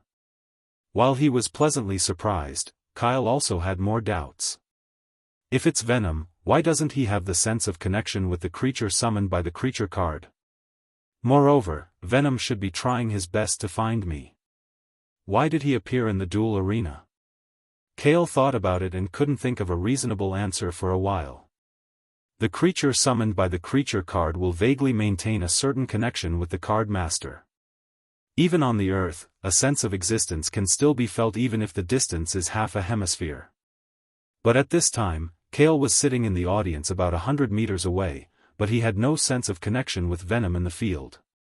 If it weren't for the tentacle child's excessive abilities and skills, and the strong traces of his usual fighting style, then even if the other party passed by him, he wouldn't be able to detect it. Venom, how long before I arrived on this planet, and what happened? Kale frowned uneasily. This was beyond the scope of his control. In the duel arena, 2 black tentacles detached from the stone man's eye sockets, swallowing and absorbing enough nutrients, feeding back to the alien child as the host. The alien child's body healed at a speed visible to the naked eye. After the repair was completed, he opened his eyes and stood up as if nothing had happened, standing on the edge of the battlefield expressionlessly. This feeling, a puppet. Kale quietly clenched his fists, slightly surprised. It wasn't just the guidance of the mind, but the weak host creature was overbearingly like a puppet, completely occupying the initiative of the body and acting at will. When Nissan fought in Tokyo on Earth, Venom faintly showed this kind of talent ability, but he didn't care at that time, and he believed that with his strength, he wasn't afraid that Venom would betray him. Before things are clear, it's best not to make too many guesses. As long as there is a chance to come into contact with Venom again, everything will be answered. Exhaling lightly, Kale's brows relaxed. He leaned back in his seat and watched the rest of the challengers fight. He hoped that things weren't as bad as he had guessed, otherwise, Venom. It seemed that he hadn't trained him enough. On the duel field, after the tentacle child finished killing the stone man, he stood on the edge of the battlefield, and no one dared to provoke him. The other 3 small regional battles also came to an end. The scythe-wielding man won cleanly.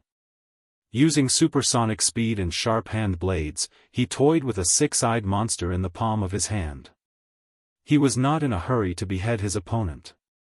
Instead, he was like a wild beast, enjoying the thrill of hunting and fighting, forcing his enemy bit by bit towards hell. The 6-eyed monster, which was known for its dynamic vision and 360-degree defense without any blind spots, did not even touch the scythe-wielding man during the entire process. The scythe-wielding man spun it around at high speed, leaving slender wounds all over its body. Blood splattered everywhere until it was reduced to a corpse in despair. So strong. I've decided, in the championship match, I will support Brother Knife. I hope he can go to the end and shake the ever-victorious champion. Bai Bo let out a sigh of admiration. Kale nodded. The scythe-wielding man, this alien creature, was simply a combat race born for battle and killing. Even at this time, he had no way to deal with it and could only escape. With supersonic movement speed, it would only take an instant for it to arrive behind you, and with a wave of its hand, it would complete the beheading. No matter how many combat skills there were, they could not withstand a supersonic slash. On the other side, the giant two-headed snake was even more barbaric and violent. A semi-mechanized creature was still treated as a meal. It was wrapped around the snake's waist that was as thick as a bucket and swallowed alive into the snake's belly. After it was completely swallowed, the mechanical creature could be seen wriggling violently in the snake's belly. After half a minute, it seemed to have been digested and calmed down. Finally, a strong Tauren with a pair of sharp horns and a werewolf fought a bloody battle and won by relying on his rich combat experience. At this point, on the battlefield that was littered with corpses, only 4 challengers survived.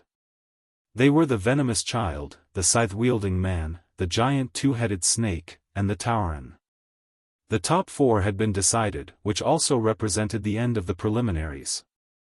As more than a dozen miniature flying machines entered the arena, a holographic projection of Grandmaster appeared above the arena. Grandmaster rubbed his palms and said with a smile, "Ladies and gentlemen, our dear top 4 contestants have been decided. I don't know if you have enjoyed watching. If you have, please give your applause to the winners and congratulate them for being able to live for another 3 days." Suddenly, the applause and cheers from the audience were like a tide.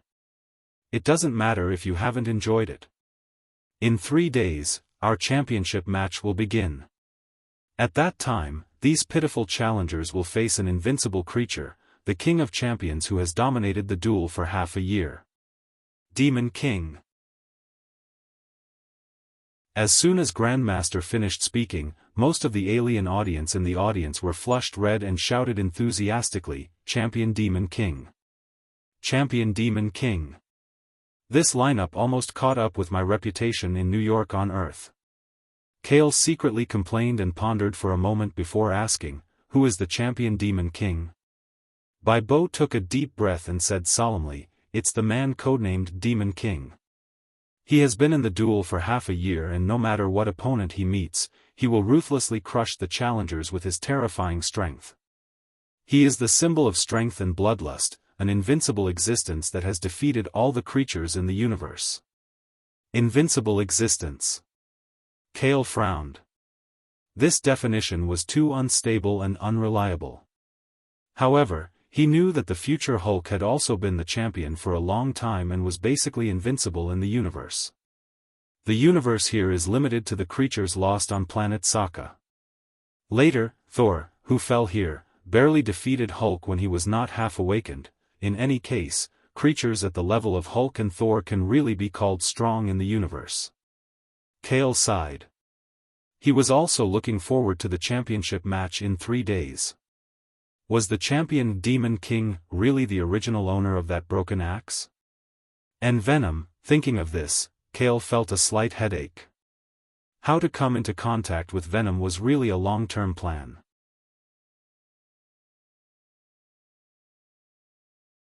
Chapter 174. The top 4 challengers were supervised by the guards as they returned to the underground prison of the duel arena. The alien audience began to leave their seats in succession, leaving the arena as if they hadn't had enough. Kale watched the tentacle child leave until its figure disappeared through the entrance of the duel arena. Only then did he come back to his senses. "Mr. Kale, we should leave as well." Bai Bo tugged at his clothes as he called out. "Bai Bo. Do you have any way for me to meet the challengers in the underground prison of the duel arena? Kale looked at Bai Bo as he asked casually. You want to meet the challengers? I can't help you with that. Bai Bo shrugged helplessly as he explained, they're called challengers, but that's just a nicer way to put it. In reality, their identities are only the lowest level of criminals and slaves on planet Sokka, the private property of the Grand Master. Unless they have a close relationship with the Grand Master, no one can come into contact with the challengers. It looks like I'll have to use other methods. Kale sighed inwardly, but his face was as calm as ever. He didn't seem to care too much as he stood up from his seat and said, let's go, we'll come back in 3 days. Bai Bo was stunned for a moment before he began to giggle. Mr. Kale, you've also fallen in love with the champions match, haven't you? Like I said, Planet Sokka is just too boring. After coming here, no one can resist the attraction of the champions match. Kale nodded lightly. Although his focus was different from Bai Bo's, he was indeed very interested in the champions match. The two of them were the last batch of audience members to leave. After they left behind the silent and empty interstellar duel arena, as well as the colorful bloodstains and alien corpses that littered the arena. After leaving the duel arena with Bai Bo, Kale was just about to head back to the hotel, but he hadn't even taken a few steps when the humming of a ship's engine came from above him. The seller of that broken axe is here. Maybe he thinks you're a sucker and wants to scam you again. Bai Bo said in a low voice. Kale looked up and saw that it was indeed Enli's personal spaceship. It had a distinctive pink logo on it, and it came to a rapid stop right above them. The smart door opened, and Enli's little brother poked his little pink head out of the cabin. He smiled at Kale and said, Mr. Kale, my sister wants to treat you to afternoon tea. Before Kale could reply, Bai Bo, who was beside him, crossed his arms and wagged his tail back and forth, snorting coldly with slight dissatisfaction. As if he had heard something, Enli's younger brother turned around and listened attentively.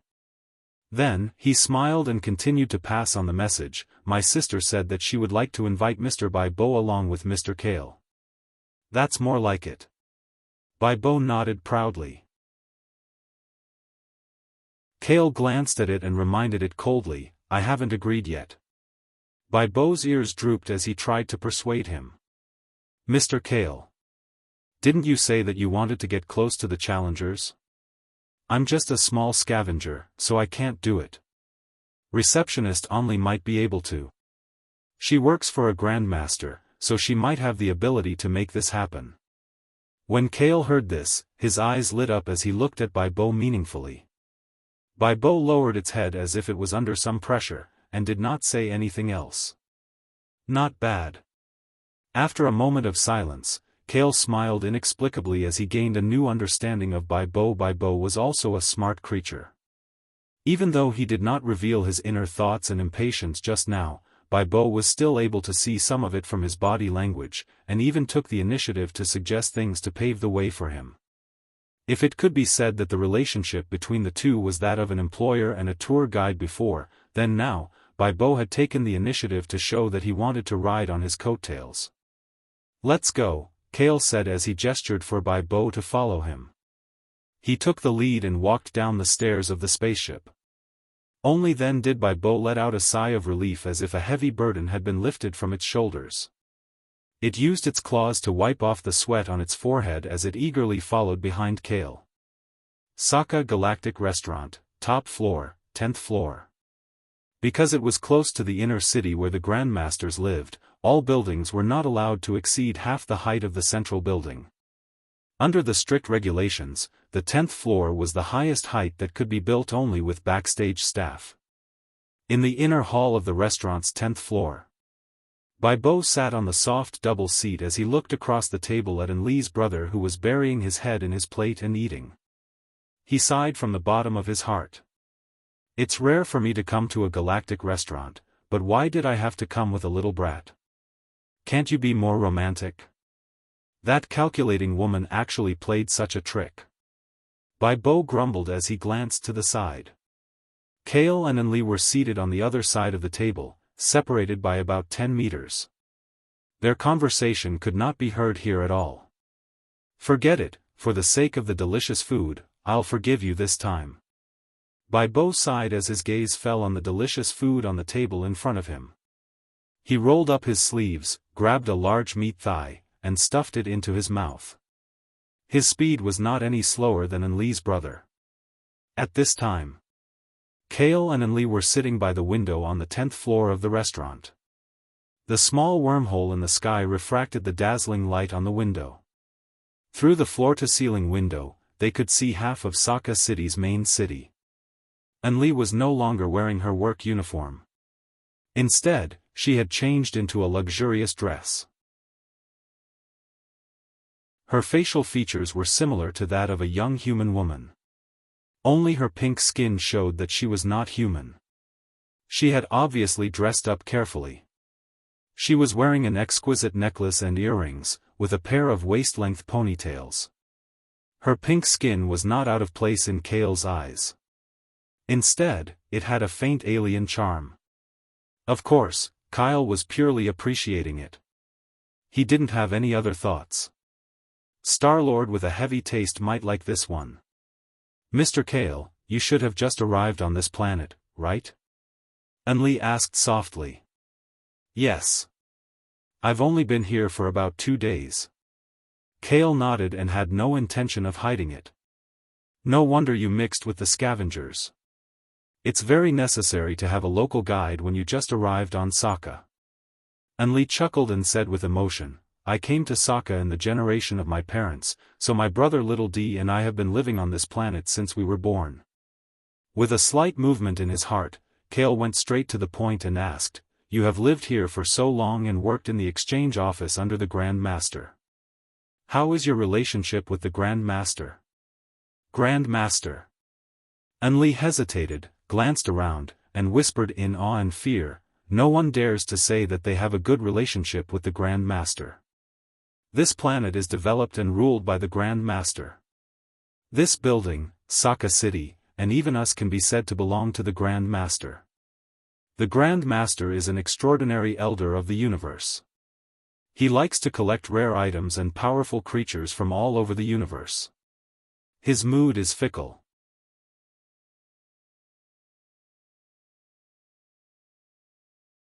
Chapter 175. In a private warehouse in the outer city. Kale approached the pile of neatly arranged high-tech items and glanced at them. Suddenly, hundreds of blue cards appeared in front of him. Not bad, I didn't pick the wrong person. Kyle smiled calmly. Enli's work efficiency was fast and efficient, and the goods she handed over were also not adulterated. As expected, she had selected the items according to the list he had given her, and all of them had met the conditions of being in perfect condition. Damaged items have a high probability of dropping in grade, so it is difficult to control the accuracy of the items. The shopping list he wrote included everything from rechargeable laser guns for alien combat to daily necessities such as holographic projection communications. It didn't matter what the goods were. What was important was that the items themselves were of sufficient grade. Fortunately, Planet Saka was a cosmic garbage dump. From time to time, there would be large-scale garbage from the advanced civilizations of the Milky Way Alliance. The overall grade of the goods was more than 1 grade higher than that of Earth in the 20th century. On Earth, blue-grade items were cutting-edge high-tech products. But here, blue-grade items were just standard items that could be found everywhere. Start drawing cards. Kale's mind moved slightly. With a reading frequency every 3 seconds, the items in the warehouse were converted into item cards and stored in the card space. Since the Second World War on Earth, the material card area hadn't received any new cards for a long time. This time, it was finally raining. 10 minutes later. Kale cleared out all the items in the warehouse.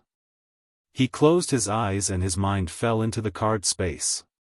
In the vast white space, the white, green, and blue cards were divided into 4 to 5 areas according to their types and uses. They were like fireflies, hovering in the air.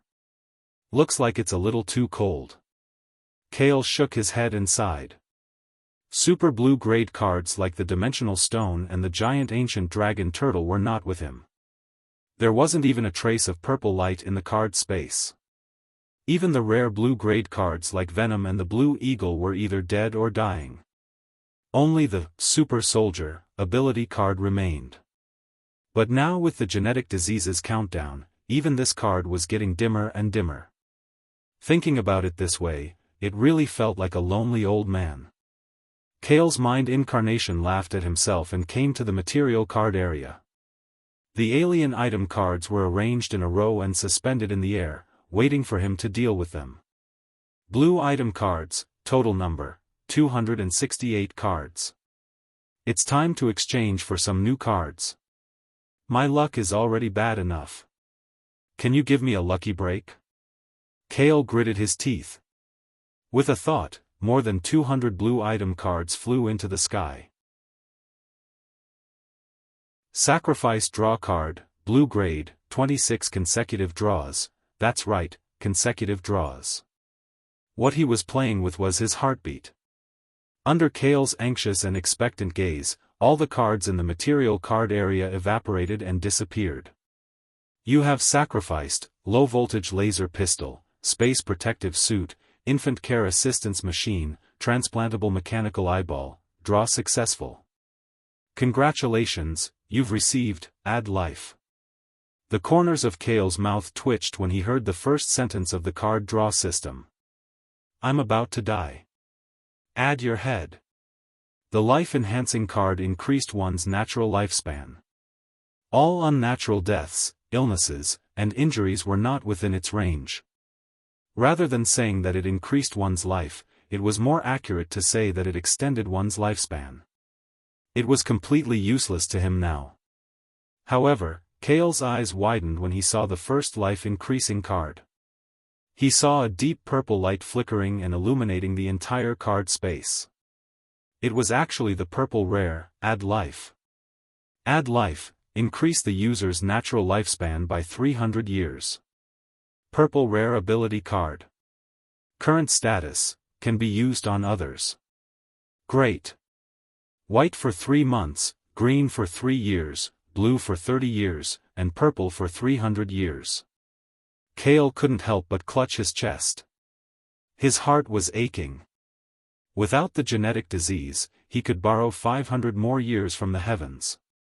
Ignoring his depression, he started to draw the life-enhancing card. Blue rare, Add Life, X5, small rocket backpack, vacuum portable toilet, black flame horse, senzu bean, wait, vacuum portable toilet? What kind of nonsense was mixed in this time? However, halfway through, he drew the familiar senzu bean. Kale knew that this wave was not a loss. It was a huge profit. Senzu bean, specialized in treating all near-death injuries. As long as one still had a breath left, eating it could instantly restore one's state to full. It could be used as a trump card to save one's life. Unfortunately, senzu bean was only effective for physical injuries. It was not included in the list of serious illnesses. Otherwise, Sun Wukong wouldn't have been worried about a mere heart disease. He was digressing. The card draw continued. Intergalactic communicator, high-tech spacesuit, sweeping machine, Krypton poet's oil painting, sodium carbon steel metal block, ancient language proficiency in the divine dominion, electronic energy shield, bronze tripod weapon, a weak tinder. The 26 consecutive draws ended. A brand new 26 cards were created from nothingness to existence, quietly floating in the card space. Kale's belief incarnation licked his lips. He couldn't help but quickly read the new cards, eliminating the ordinary cards first. Apart from the life-enhancing card series, there were 3 additional blue rare cards this time. He was really lucky. Kale waved his hand and 3 cards appeared in his hand. Senzu bean was naturally one of them. The other 2 were Black Flame Horse and a weak tinder. Black Flame Horse, a horse-type creature that can appropriately control the flames in its body. Blue rare creature card. A horse-type creature with ancient alien genes. It is tall and strong. Its entire body is dark red in color and its skin is tough. It can ignore the attacks of ordinary swords and spears. It can run in the air thousands of meters below. Its running speed on the ground can reach twice the speed of sound. Its speed in the air is halved. There is a unique energy in its body. Its hooves will constantly release black high-temperature flames. When running, it will instinctively step on flames. It is irritable and untamed. It has a certain offensive ability and is unwilling to be controlled by creatures other than its master. Current status, can be summoned. Another top-grade mount. Kale muttered to himself. He could vaguely see the shadow of the blue eagle from the black flame horse biological card. Of course. Both of them were mount-type creatures, but they were fundamentally different. The blue eagle was more functional and was good at detecting enemies at high altitudes. The black flame horse was more of a combat type. It would be too eye-catching if it could step on flames. This doesn't conform to my principle of keeping a low profile. Kale touched his chin. It was hard to imagine what kind of situation he would need to use the flaming horse. If he rode this creature out, he would undoubtedly become the focus of the planet's creatures. Let's put it aside first. Kale muttered to himself. He divided the cards into the creature cards section and stored them. He then slowly looked at the third rare blue card. A weak tinder? The moment he saw the name of the card, Kale smiled. The name of the card was strange and interesting. It was similar to the name of the monster egg.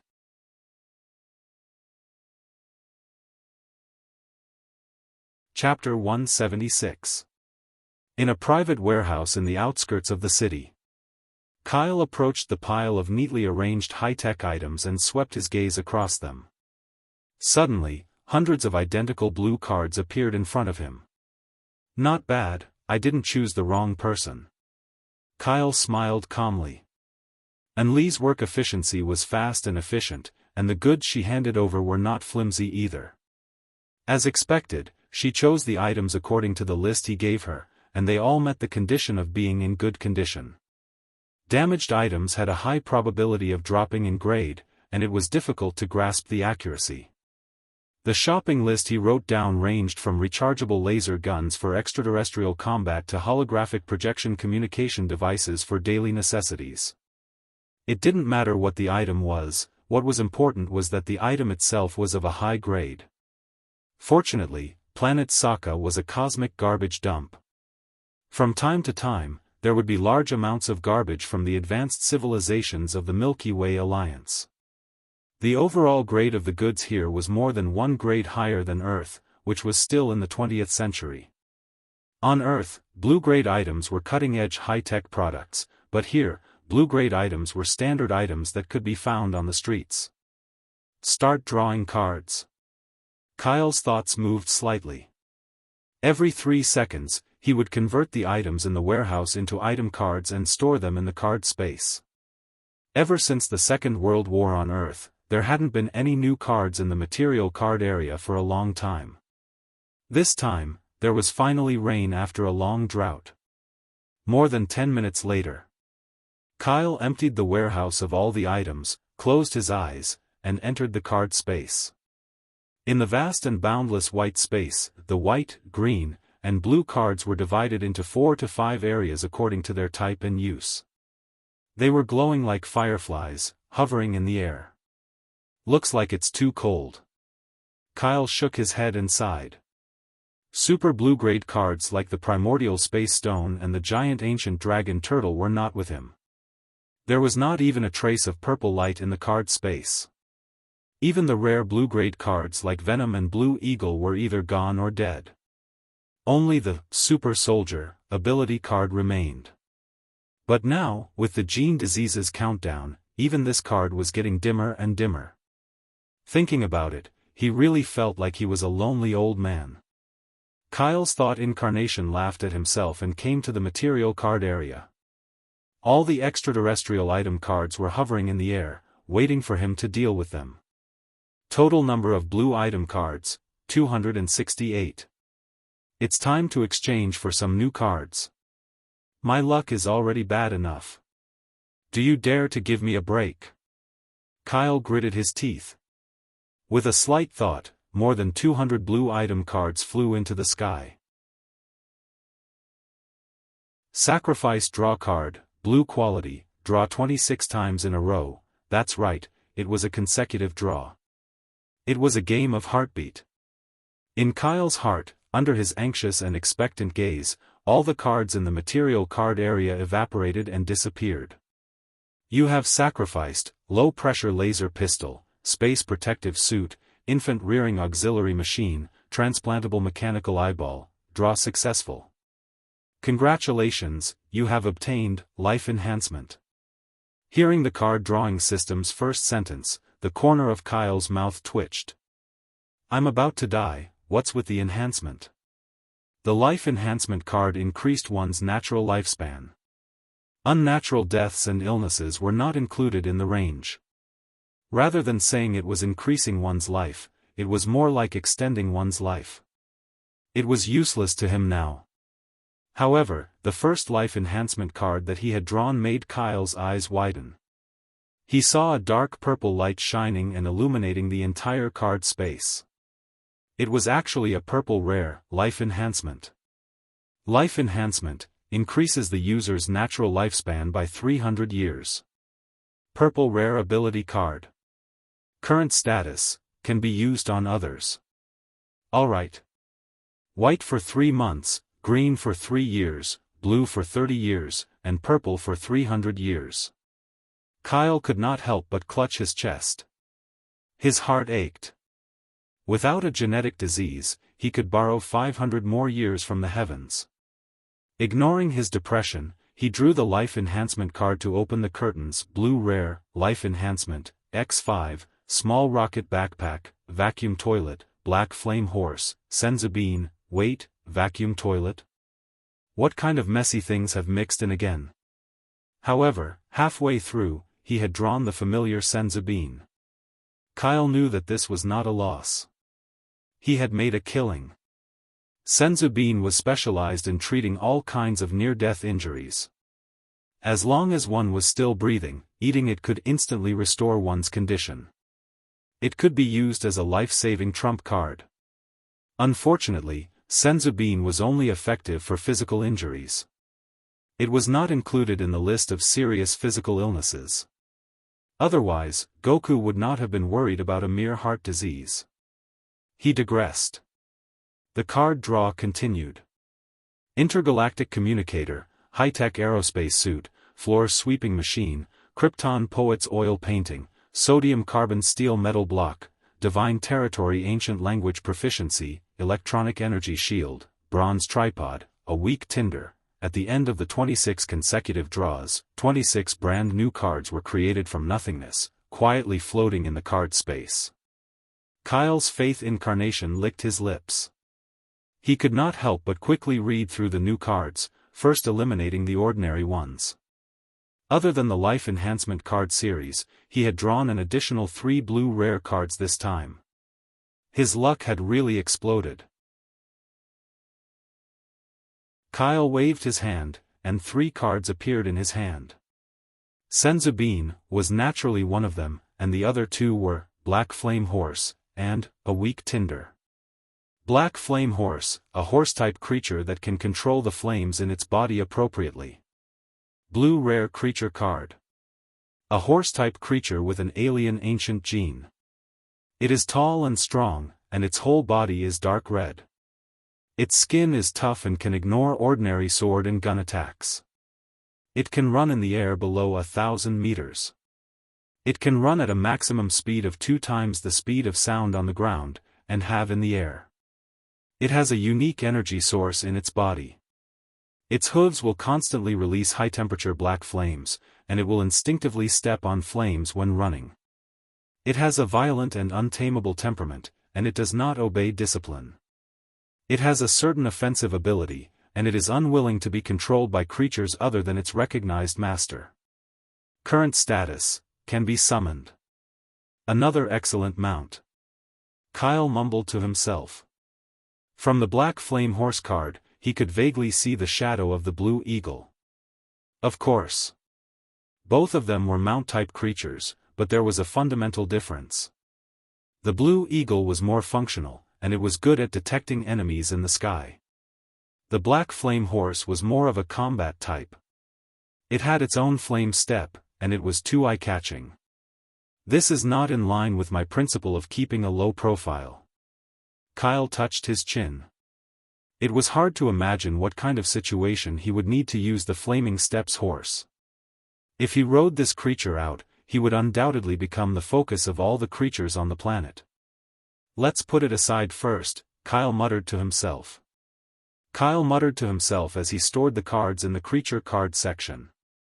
Then, he slowly looked at the third rare blue card. A weak fire seed? The moment he saw the name of the card, Kyle smiled. The name of the card was strange and interesting, and it was no different from a weird egg.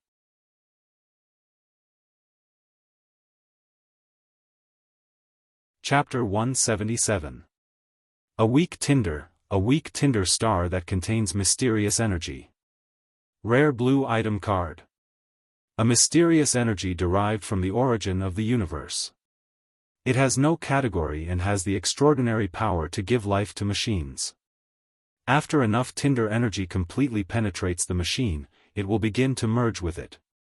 The machine itself will gain the ability to evolve and transform, becoming a new highly intelligent mechanical life form with some kind of super talent ability. The development direction of the talent ability is related to the most primitive body of the machine. Current state can be materialized. As the tinder is too weak, it cannot be merged with medium to large machines. It can only be merged with small machine objects. Exiting the card space, Kale held the item card between his fingers. His blue eyes were shining. It can give machines the tinder to evolve into humanized intelligent creatures and create mechanical life forms. Artificial intelligence. Howard had been pursuing this thing for half of his life and obtained the concept of the future that he had given him. Even with the advanced technological resources of Wakanda, he could only create a semi-intelligent system butler. It was still thousands of miles away from the completed super system artificial intelligence, JRVIS. Not to mention mechanical life. It was not until the future Iron Man Tawny and Hulk Banner worked together to perfect and derive the artificial intelligence system and merged it with the Iron Man armor weapons that they successfully created Ultron, by accident. Illusion was an evolved creature based on the essence of Ultron, plus vibranium, mind gem, and the divine power of the Asur gods. With this weak tinder, I can directly give a small machine a new life. Kale came back to his senses and sighed. If Howard knew about this, he would probably cry out loud. What should I use to carry this tinder? Kale thought about it and quickly pulled out a card.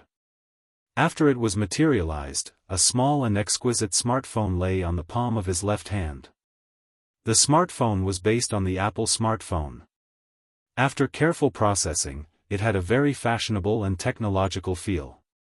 The metal shell glowed with a cold luster, and there was the English logo of Stark Industries on the back.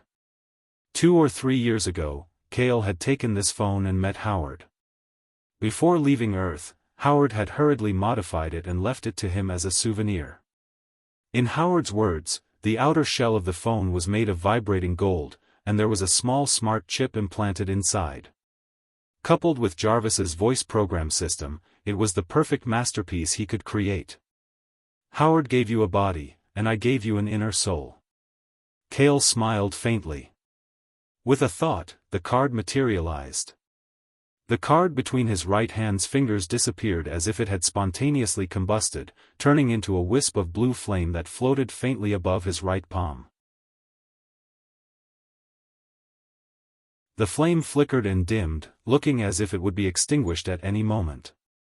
Kale raised his right hand and moved the dim blue flame closer to the smartphone in his left hand. The flame seemed to have a mind of its own as it absorbed the phone. The next moment, something miraculous happened. The body of the smartphone was surrounded by electric arcs, and then the metal shell and the internal chip mechanically upgraded and spread out, quickly forming mechanical limbs, a small head, and even the facial features of a robot. In less than 5 seconds, a small mechanical creature stood firmly on its left palm with 2 feet. It raised its mechanical hand like a human and observed itself with electronic eyes. The mechanical creature looked up at Kale, lowered its body and bowed like a gentleman. "Dear Master, thank you for giving me a new life." "You're Jarvis?" Kale was a little surprised because the mechanical creature spoke with Jarvis' voice. A series of program data flashed in the eyes of the mechanical creature, and it said gently, "I'm Jarvis, not Jarvis. I'm me, a unique new life created by Master." "I'm speechless." Kale smiled. Ultron and Illusion were also based on Jarvis, but they were all brand new individual lives. From a biological point of view, it felt like they were siblings. However, the one in front of him could be considered the ancestor of the future Jarvis. "How should I call you then?" Kale pondered. "I'm your personal butler and follower, you can call me Vice." The mechanical creature's posture was very low, and its voice was gentle and powerful, making people feel very comfortable. Vice, transliterated in Chinese, meant thinking, and this reflected the human side of mechanical creatures. "Vice, I need to know your specific ability and what kind of assistance you can give me," Kale asked directly. Who would be so polite to their own phone? Vice nodded, and its body shape changed mechanically. It changed back to its original phone form in half a second, and a speaker sounded. "Tinder, give me the ability to transform." As it spoke, it changed into a pair of tactical glasses, a mechanical watch, and finally a mechanical human form. It's only limited to mechanical items that are about the size of the body. "There's more." Kale nodded. The basic ability to transform was very good. After all, it would be too revealing to have a small mechanical human with him. "Since I'm a smartphone, I can control radio waves and try to invade intelligent systems, instruments, and so on within the range with radio waves. I can also use radio waves to carry out detailed reconnaissance in a small area." Vice spread its hands. Without seeing what it was doing, the voice-activated lights in the underground warehouse where Kale was suddenly turned off and lit up again. Transformation is a racial talent given by Tinder, and radio wave control is a feature given by the phone itself. Other than that, I have all the upgrade functions of the phone itself. Vice said slowly and turned off the lights in the warehouse again. The electronic eye acted as a projection lens, and soft light rays formed a holographic projection. The holographic projection showed dozens of intelligent software, alarm clock, communication, timer, music, movies, search engine, and so on. There was also a cute smiley face next to it. Very good. Kale's eyes were filled with surprise. This was enough to surprise him. He thought that without a supercomputer to process information, the intelligence of a mechanical creature would not be as high as Jarvis's. Now, it seemed like Tinder's power had completely upgraded the phone itself. You can transform into a mechanical watch under normal circumstances. If necessary, tactical glasses will do too. Kale pondered and said. Vice's mechanical body was made of vibranium. With the protection of vibranium, it would be difficult to damage it no matter how intense the battle was. By the way, what do you usually need to eat? Kale slapped his forehead. His habitual thinking had caused him to not treat Vice as a real creature. As long as it's energy, solid or liquid, it's fine. You're tuning into the Xiaofan's Wuxia Tales YouTube channel. Don't forget to subscribe and join us on this journey to catch the most captivating stories.